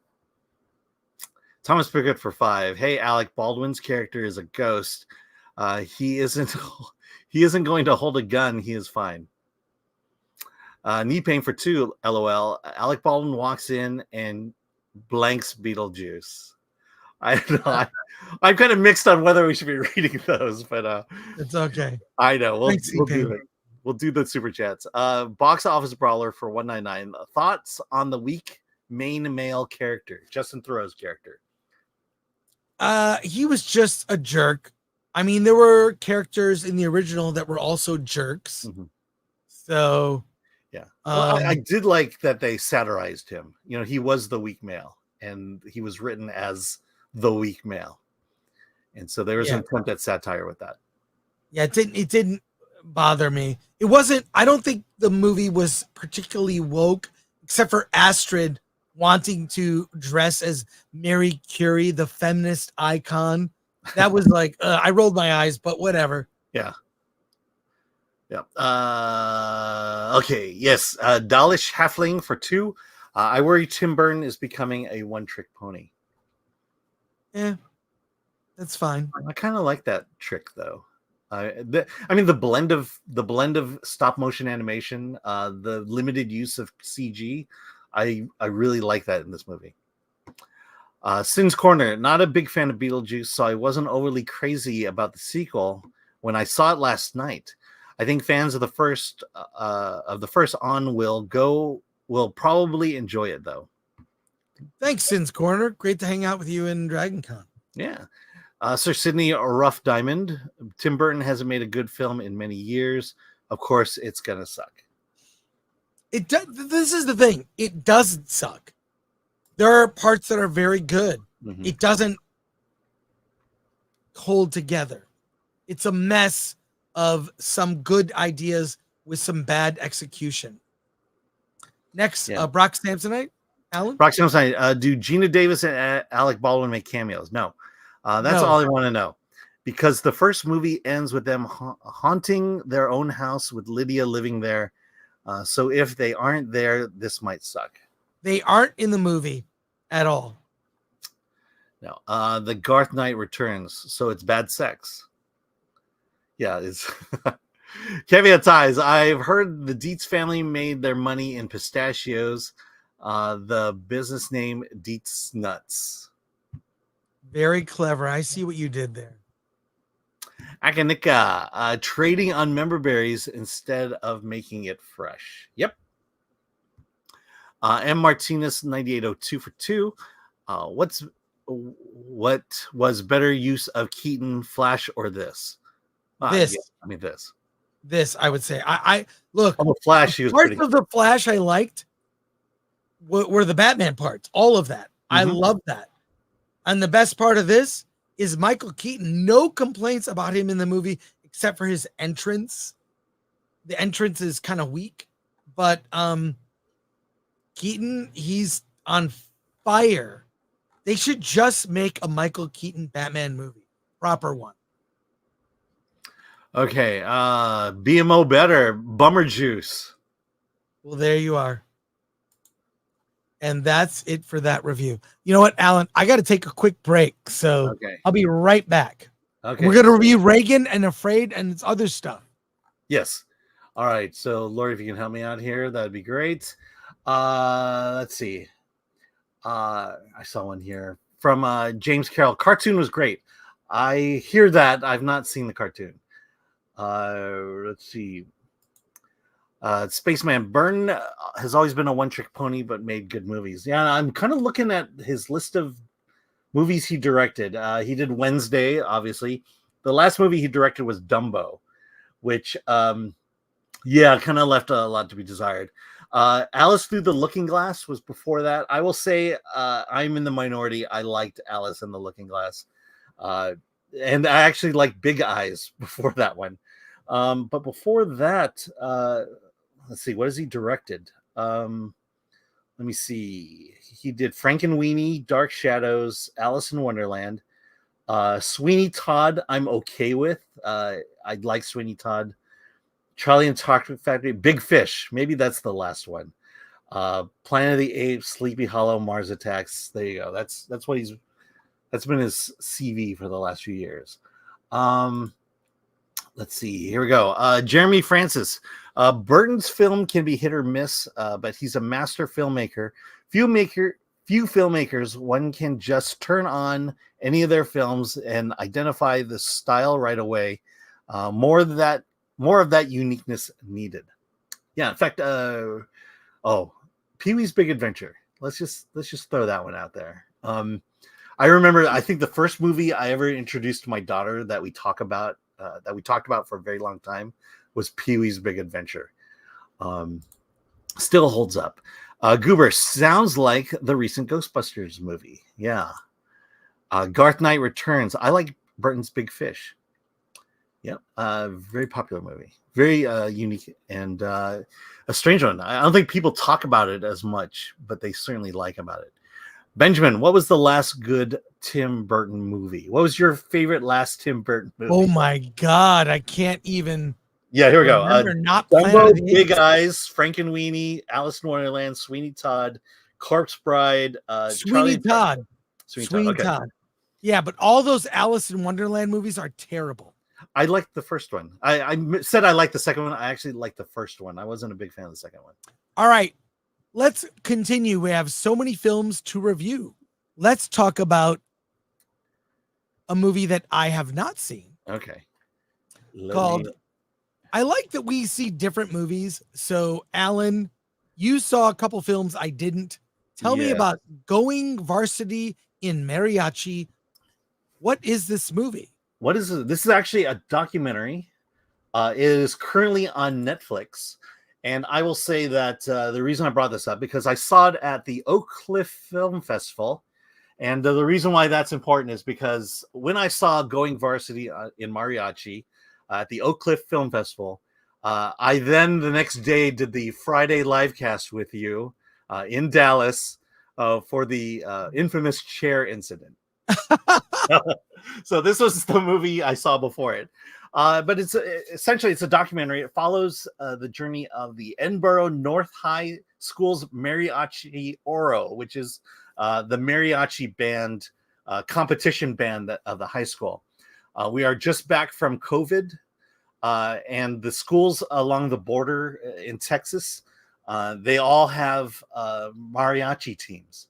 varsity mariachi teams. And this is kind of this is a school that was once prominent, and because of COVID, the band had kind of it had taken on a new face, a lot of newcomers, and it features the the teacher, Michael. Sorry, I'm looking at my hair. Abel Acuna is the band director, and it documents his journey to kind of take this brand new band and bring the school back to its prominence. And if you like music, if you like mariachi music, if you have ever been in a school band, this is a movie that's going to resonate with you. A lot of it, there are certain things about it that I like. And it's just this teacher who loves the subject, loves his students, and demands excellence from his students. Like there's one, not knowing a thing about mariachi music, but one of the figure characters or figure players is the one with the large guitar. Polly's going to kill me. And they had to change that person, and it's a white kid. And you see him struggle with not feeling like he's a part of it. Also not getting, he can play the instrument, but not well enough. And he starts kind of slacking off a little to the point where the discipline has to come in. And, it's that story and many others in terms of how you pull a band together is what I like about this movie. And so it's on Netflix right now, and it's worth it. It's a nice, small indie documentary. So go ahead and check it out. All right. Let's quick comment here. Box Office Brawler, how do I become a member? Click on join. That question can be answered. You just click on join, go to the channel, click on join. Let's talk about another movie here. You saw another film that I did not see. Okay. All right. Let's Great White Summer. All right. I really like this this is another documentary.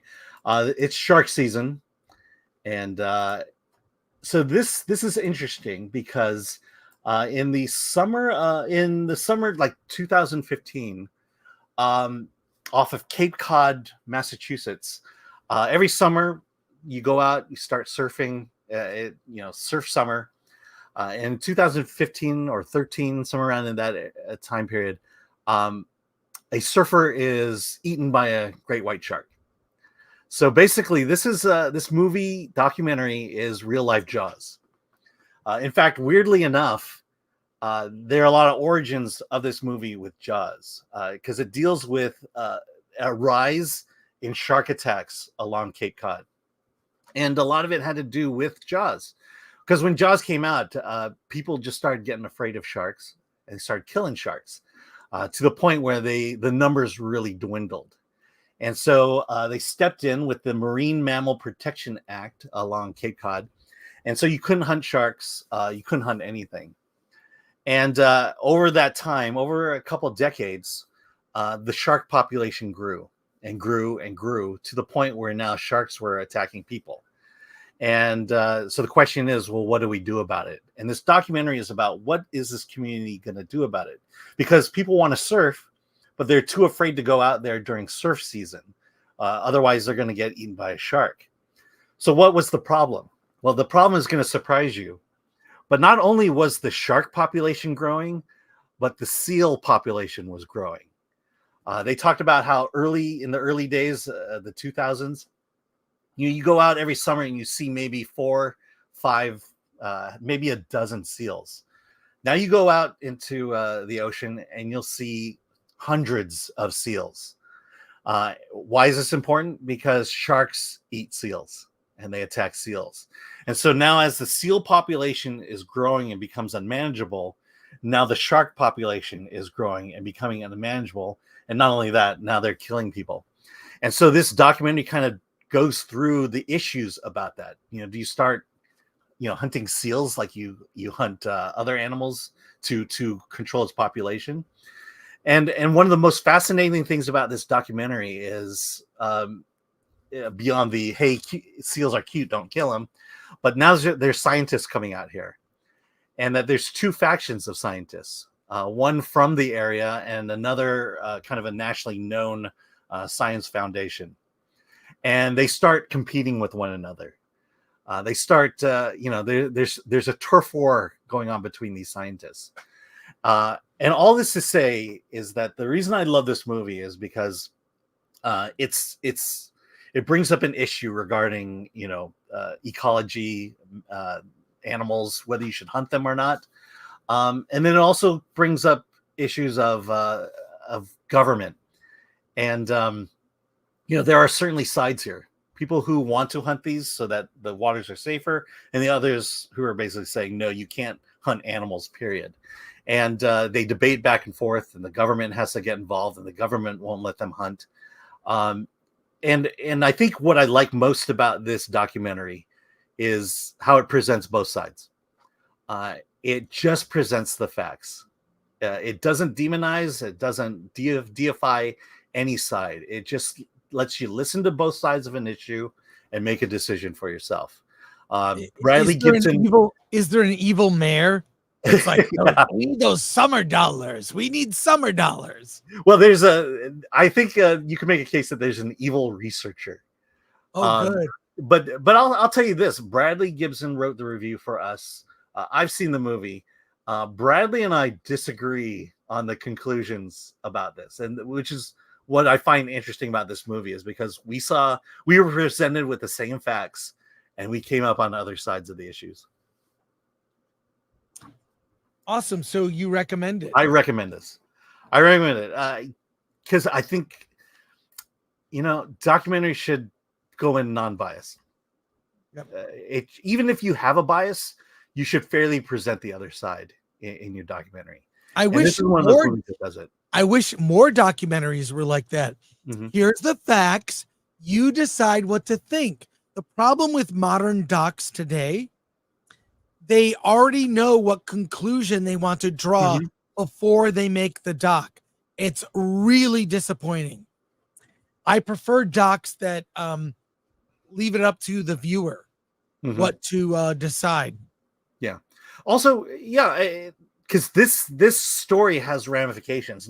Tourism is one of them, because you can't go as a tourist. You don't want to go into shark-infested waters. The other thing is the fishing industry. These sharks and these seals are voracious eaters, and it has decimated the fishing industry off of Cape Cod. And again, what do you do? Let's go to comments. Thank you to our new members, Benjamin and Box Office Brawler. Be sure to check our members only videos. All right, Darth Yeager, great white boy summer. I'm in. Yeah, see, this is why we get in trouble. This is okay. Benjamin for 5. Watch out, seals. Chris has a bat in his trunk. By the way, in retrospect, was Blackfish propaganda. I think Blackfish was very one-sided. I think it was one-sided. Yeah, but it's the same issue. The dolphins there, and we're talking seals here. Nemirovsky for 199. That's some bad hat, Alan. For Nor Nongmar, we need a bigger surfboard. Jimmy Francis, I need to see this. Not only is Jaws a key film for me, but I have a big shark interest and go diving with them when I can. Not great white yet though. Wow, that's crazy. Yeah. And they showed that it was mostly affecting Massachusetts, but now because sharks migrate up to Maine, this is now people are getting killed in Maine. Nuts. All right, we have more reviews. We have 2 more films to review. 2 more films. Wait, Alan?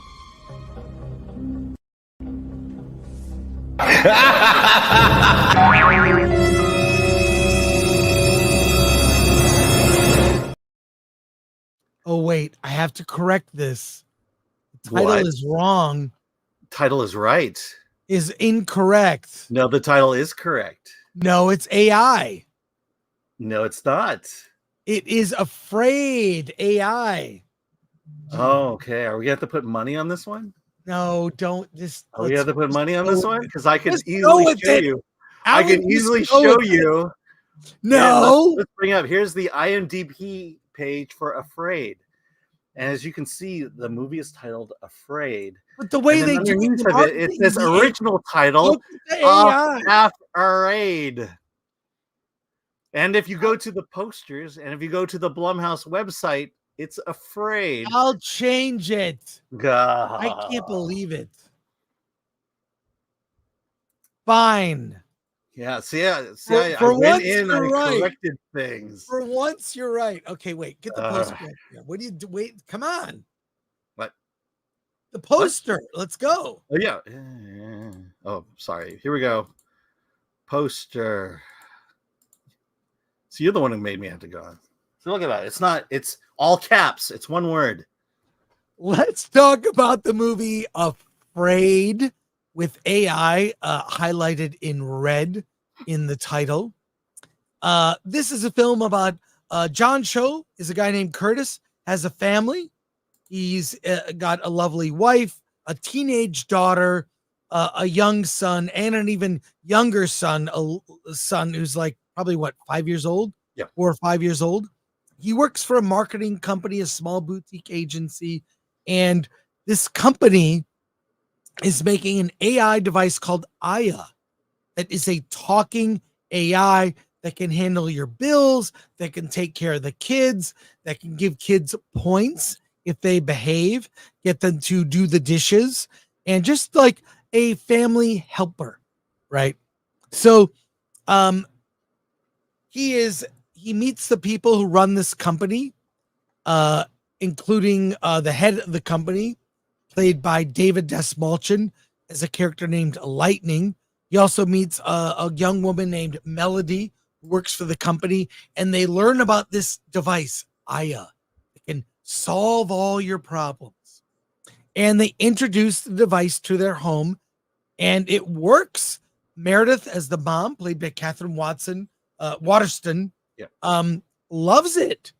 Like the AI is taking care of the kids, helping around the house, helping with bills, even helping her with her thesis project. Curtis is a little standoffish. Young Iris teenage Iris has problems with a boy who puts out a video of her that gets her in a huge source of embarrassment. A deep fake porn video that comes out, and Aya fixes the problem. But in the fixing of the problem creates more problems. As it continues, this AI device is dangerous. Only Curtis, played by John Cho, is suspicious of this device. Look, this is like a cheesy horror film that I found entertaining. Okay, I like John Cho, like to see him in this. I thought it's also, the movie's short. It's like 90 minutes, quick in and out. It almost reminds me of like a I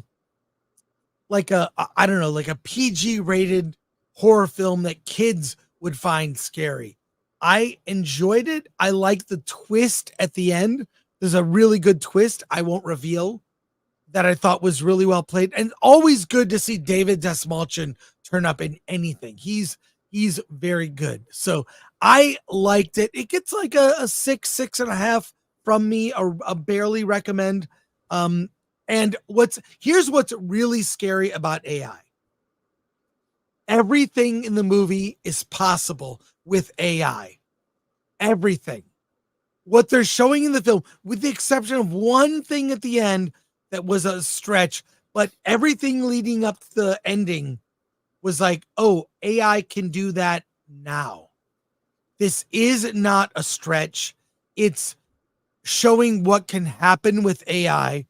And I enjoyed it as like a cheesy horror movie that the whole family can see. It's not R-rated, but I quite enjoyed the film. And it gets a barely a recommend from me, like I say, 6.5 or so. Alan, what did you think of Afraid? Yes, I liked it just slightly less than you did, but recommend for me. Two things that I really liked about this movie. John Cho, Catherine Waterston as the parents. They're John real. Cho, I They're love it real. because John Cho is he's very much a dad. Yes. He's very much the fierce protector of his family. Catherine Waterston, she kind of gets suckered in by the AI at one point, but she's also a good mother in this movie. I love their performances. I also love the kids in the sense of, wow, they got kids who can actually act at three different age levels. Yes, And, the young kid was great. Yeah. He's like 5. He was really good. Yeah. Second thing I liked was the premise of the AI. Could the AI do this? And essentially what the AI in this movie does, it's a grooming. The AI grooms the entire family. Yes. And by grooming, I mean, it goes into the back door and tries to gain their trust. The kids, it wants to gain their trust. And for each of the 3 kids, it goes and uses a different tactic. Even the mother, even John Cho's character, it's grooming them to accept and embrace that AI is their friend, and they need them to succeed in life. And that is the entire first 2 acts of this movie, is how they get lulled into how AI can do these things.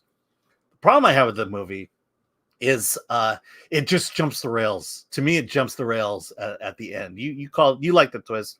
I was like, a good thriller, a good horror, establishes a few loose ends at the beginning of the movie and more loose ends throughout the rest of the movie. And in this movie, it literally ties every single loose thread imaginable, and it does it in the last 15 minutes of the movie. You're gonna get whiplash at the end of the movie because it spent all this time being great, and now it needs to resolve itself, and it only has like 15 minutes to resolve itself. And for me, it was just like, okay, here we go. This is where I'm checking out of the movie. Look, like, how horror movies always start with the prologue. It's a family, and something happens to that family, which then sets up the menace of the rest of the movie. Well, they, unlike most horror movies, they actually tie up that first segment. Well, look, what I liked about it, Chris Weitz, is it Weitz or Wheats? Weitz, yeah, he did the film. The tone is very good. Movie, it plays it completely straight. It plays it there's a couple jump scares, right? But the tone of the movie really works. And if you look at Chris's past work, I mean, he was a writer on About a Boy, on Rogue One, Star Wars story. He's done some very good films. So I don't know. I really like what they did with it and the tone. Like I said, a couple of weird jump scares, but I quite enjoyed. It wasn't a typical like horror film where it projects what's going to happen. It plays it grounded in a reality that makes it. I mean, it's PG-13. Okay, it's not like it's not super scary. It's kid friendly horror, but really shows you in a realistic way what can happen with AI. And I like it. Plus, I like, this is minor spoilerish. There's a guy named Alan in a mid-credit scene. There's a real kid who has a YouTube channel. His name is Alan, and he's Asian. He has a little YouTube channel. It's like a little tag in the mid-credits. I thought was really clever. So maybe I liked it more than a 6.5. Maybe I would go a 7, but very entertaining, quick in and out horror that the whole family can see. That really a warning about how AI could go too far. They even get into swatting in the film. Yeah. Swatting is a thing that happens, and it's used for evil. And I love that the movie really tackled everything you could be hesitant about AI and presented it in a realistic way, and how it affects every member of the family at every stage, from young to teen to adults. So it's very good. It's very good. Just not like the greatest thing ever. But I like to see like a film like this. It wasn't a big budget, right? Obviously a small film, and just a solid script and likable. Yeah. Like you said, John Cho and the Catherine mom, Watson. great. Yeah. So I liked it. Recommend it. Like I said, 6.5. I would bump it up to a 7 because you didn't like it as much. Yeah, it's that third act. I think the issue is it rushed the ending, and but in terms of those first 2 acts, I was totally in, and if you're like me and don't like horror, this is a good one to watch. There are jump scares, but it's more about the sinister aspect of AI, and there are some pretty cool things that happen. Let's just put it that way. So Let's 6.5 go for me. 6.5. I'll go 7 then. Okay. It's a horror film for the whole family.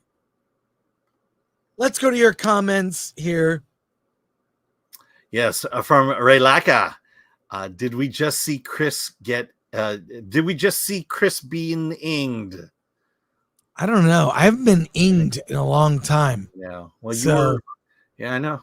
Just saying, you got to do your research before you start correcting people. Well, yeah, actually, yes, I did get inged Well, just now. I I did. think it has to do with the fact that the way they did It is amazing. She is the first female action hero ever in a movie. Well, look, he's 19 years old. She's 32. Whoa! It happens. I had to ing you back. From Aaron Charman, I saw this movie on the same day I watched both Terminator movies at the cinema. It was definitely a killer AI kind of day. Yeah. Make it a triple feature. Davina Duckworth, like Megan without the dancing. A.D. Ellis, John Cho cornering the market on mid-budget horror, modern horror. This flick and 2018 Searching. I wonder what single word title thriller he will show up in next. It'll be Chopsticks. Aubrey Lavery Farag, 90 minutes is the biggest sell of this movie these days. Biggest sell No of any kidding. movie. And there wasn't like 3 third acts. It's like there's a third act and it's over. Yeah, one thing interesting about John Cho is he doesn't do Asian roles, which I appreciate, which I admire him for. Andy Kenan just became a YouTube member. Thank you for that. All right, our last film for today. Yes, there is a last film, and Alan is bringing it up as we speak. Although I'm gonna play a video. Okay, I'm gonna play a video for fun. play the video. Should I? Play the video. Let's us. We're just fucking cool. How dare you say that? We're trying to do our last movie. Reagan is in theaters. It is an independent film starring Dennis Quaid as President Ronald Reagan. It's in theaters now. It's about a 2.5 hour biopic of his career. And oddly, it's told through the point of view of a Russian spy played by John Voight. John Voight plays a Russian spy that has had Ronald Reagan in his sights for years and seen him as a threat even before he became president. And we see kind of the highlights of Reagan's career up to winning the presidency and the fall of the Berlin Wall. And if you see the movie, it's all the classic. If you've seen news footage of Reagan, you would remember, like tear down that wall. He says it in the movie. Dennis, this whole thing really, I don't know that I agree with the way it was structured. I don't know if the point of view of Voight really added anything. It was a way to contextualize and tell his career, but I think you just could have cut that all out. Just show us him being Reagan. And Dennis Quaid is amazing in this film. in any and by the way, Dennis Quaid is a Republican. No, he's an independent. He's Well, you can tell he likes Reagan. Yes, I saw some interviews. He likes Reagan, but he's an independent. But he is amazing. I mean, when he turns into the older version of Ronald Reagan, and he's getting like the voice right and kind of the way the head moves and really, really amazing performance. I saw this film. I got one seat. I'm like, I'll see a 3 p.m. show in the afternoon. It was packed. Yeah. I couldn't believe it. It's not playing in a lot of theaters. It was packed. And I was like, why is this movie packed? It was crazy. And by the way, an unruly older audience all went to see it. And they loved it, clapped at the end. And in any like normal time, Dennis Quaid would be nominated for an Oscar if we lived in normal times. It's a great performance of a beloved president. There were, as they say, Reagan Democrats who loved Reagan. And while I think the film is flawed by the running time, the structure with Jon Voight, I really think you could have cut his whole character out, honestly. But I walked away just not only enjoying the movie, it made me sad for a time when we had a leader that comforted the country through rough times, that spoke to issues for all Americans instead of things being so divided. So in the end, when I was watching the film, I felt so sad, like, wow, we could use a president like Reagan right now. But I highly recommend the film. I give it a 7.5 or 8 out of 10. The performance of Dennis Quaid is the reason to see it. He plays young Reagan all the way through older Reagan. They do flashbacks up until the end, literally up until the end. Yeah, and they deal head on with controversies about Reagan. They show him as a child being bullied, and his mother saying, "You got to stand up to bullies," which was something reminds me my mother said when I was a kid. When I was a kid, every kid gets bullied. I was bullied. My mom, I remember saying very clearly, my mom said, "You got to fight your own battles." When I would come and say, "Hey, these kids are bugging me," learn to fight your own battles. That taught me a lot. And to see that same advice from Reagan's mother to a young little boy Reagan was really got to me. So I recommend the film. Alan, what did you think of Reagan? So you're saying I shouldn't cry to YouTube every time I'm offended? Yeah, don't cry to YouTube. Okay. No, what did you think of the movie? I think we talked about when we watched the trailer on the channel that I was like, oh, this is just gonna be another one of those stupid biopics. I love this movie, and I will say I have a bias, and I mentioned in the review. I definitely have a bias coming to this because I was in high school when Reagan got into office the first time, and during his re-election, I was in high school, and I was firmly a Reagan Republican at that time, even though I couldn't vote. But this movie just brought up every memory I have of Ronald Reagan, especially during the Cold War. To me, this movie is all about the member berries because I remember living through the Cold War. Chris, you remember living through the Cold War? Yeah, I live. Oh, yeah. I remember the debates. I remember Carter. Yeah, the Carter Reagan debate. There you go again. Yeah, I was a teenage. I was barely a teenager during the Carter debates, and I was watching these debates. And at that time, I was just kind of forming my political viewpoint. And living in California, weirdly enough, you were already on board with Reagan at the time. So yeah, I mean, 100%. I loved Ronald Reagan as a president. He's one of my favorites. And I love the movie. And yes, I'm clouded. I'm biased. And what I liked about the movie is it gave a lot of context as to why things were happening. Because all we saw was Reagan on television, Reagan in speeches. and to see his background and why he said things and why he did certain things, why he walked away from Gorbachev over the Star Wars program. The tear down this wall, when you see the context of that speech, it is more chilling than seeing it in real life, because you now know why he's saying it, and why it was so important for him to say those words, and to a couple years after his presidency to see that wall come down.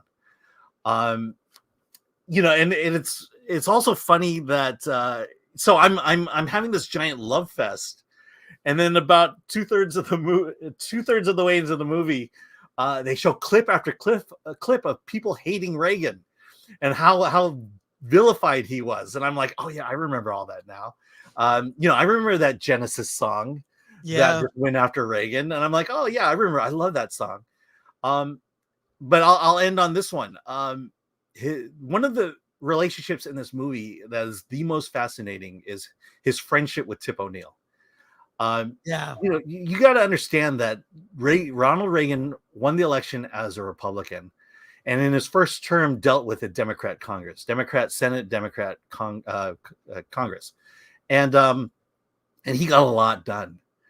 And this is, to me, the sign of true leadership.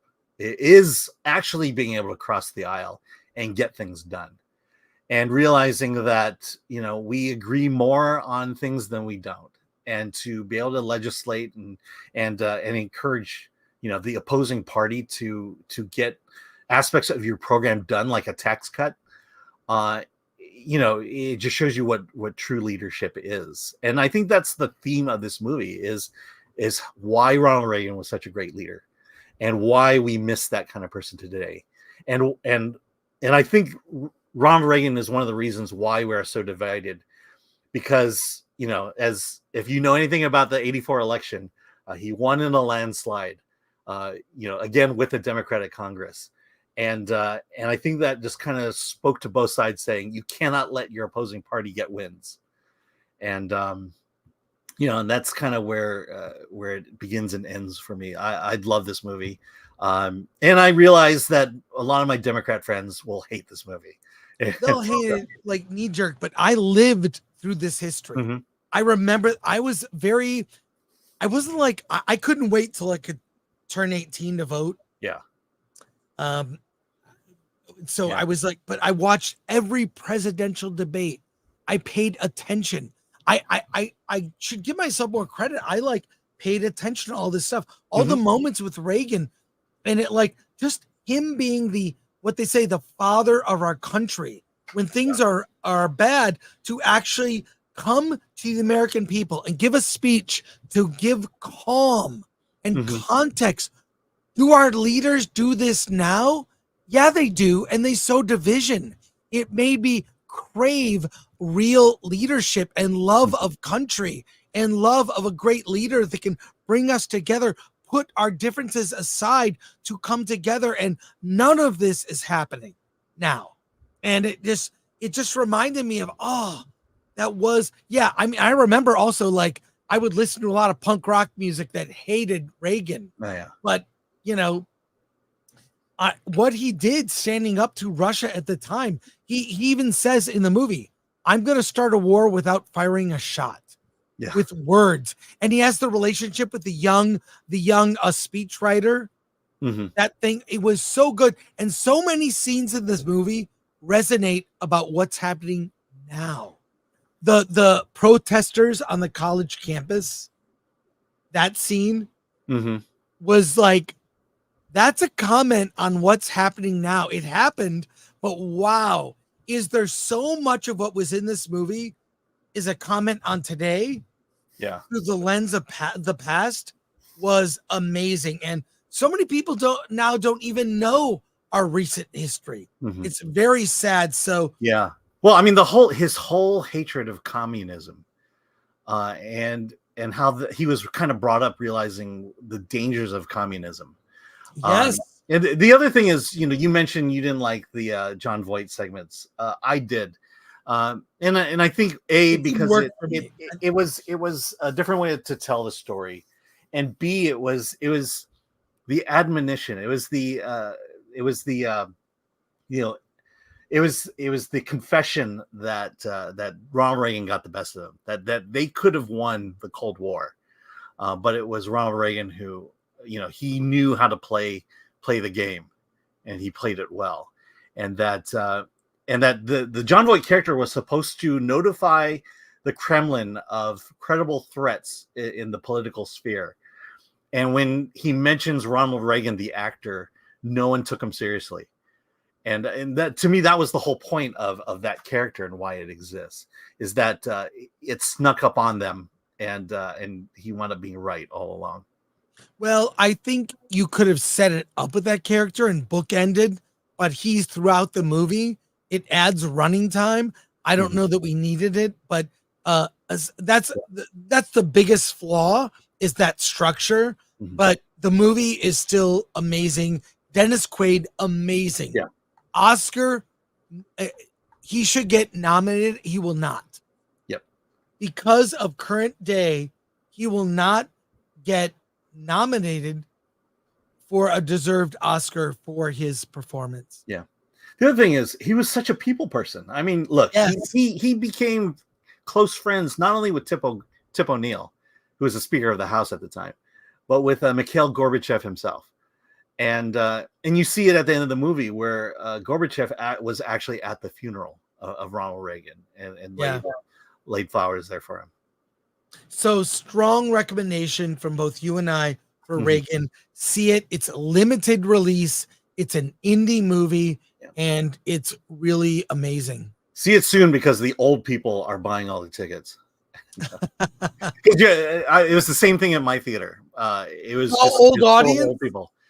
Yeah. It's funny. I'm saying it having lived through it as well, along with them. But yeah, it was old people. Yeah, and I was the youngest guy at the screening. Yeah. And, hilarious. And also I'm in Orange County. I watched it, literally a half a mile from the Nixon Library. So, we're kind of biased here too. Let's go to your super chats first.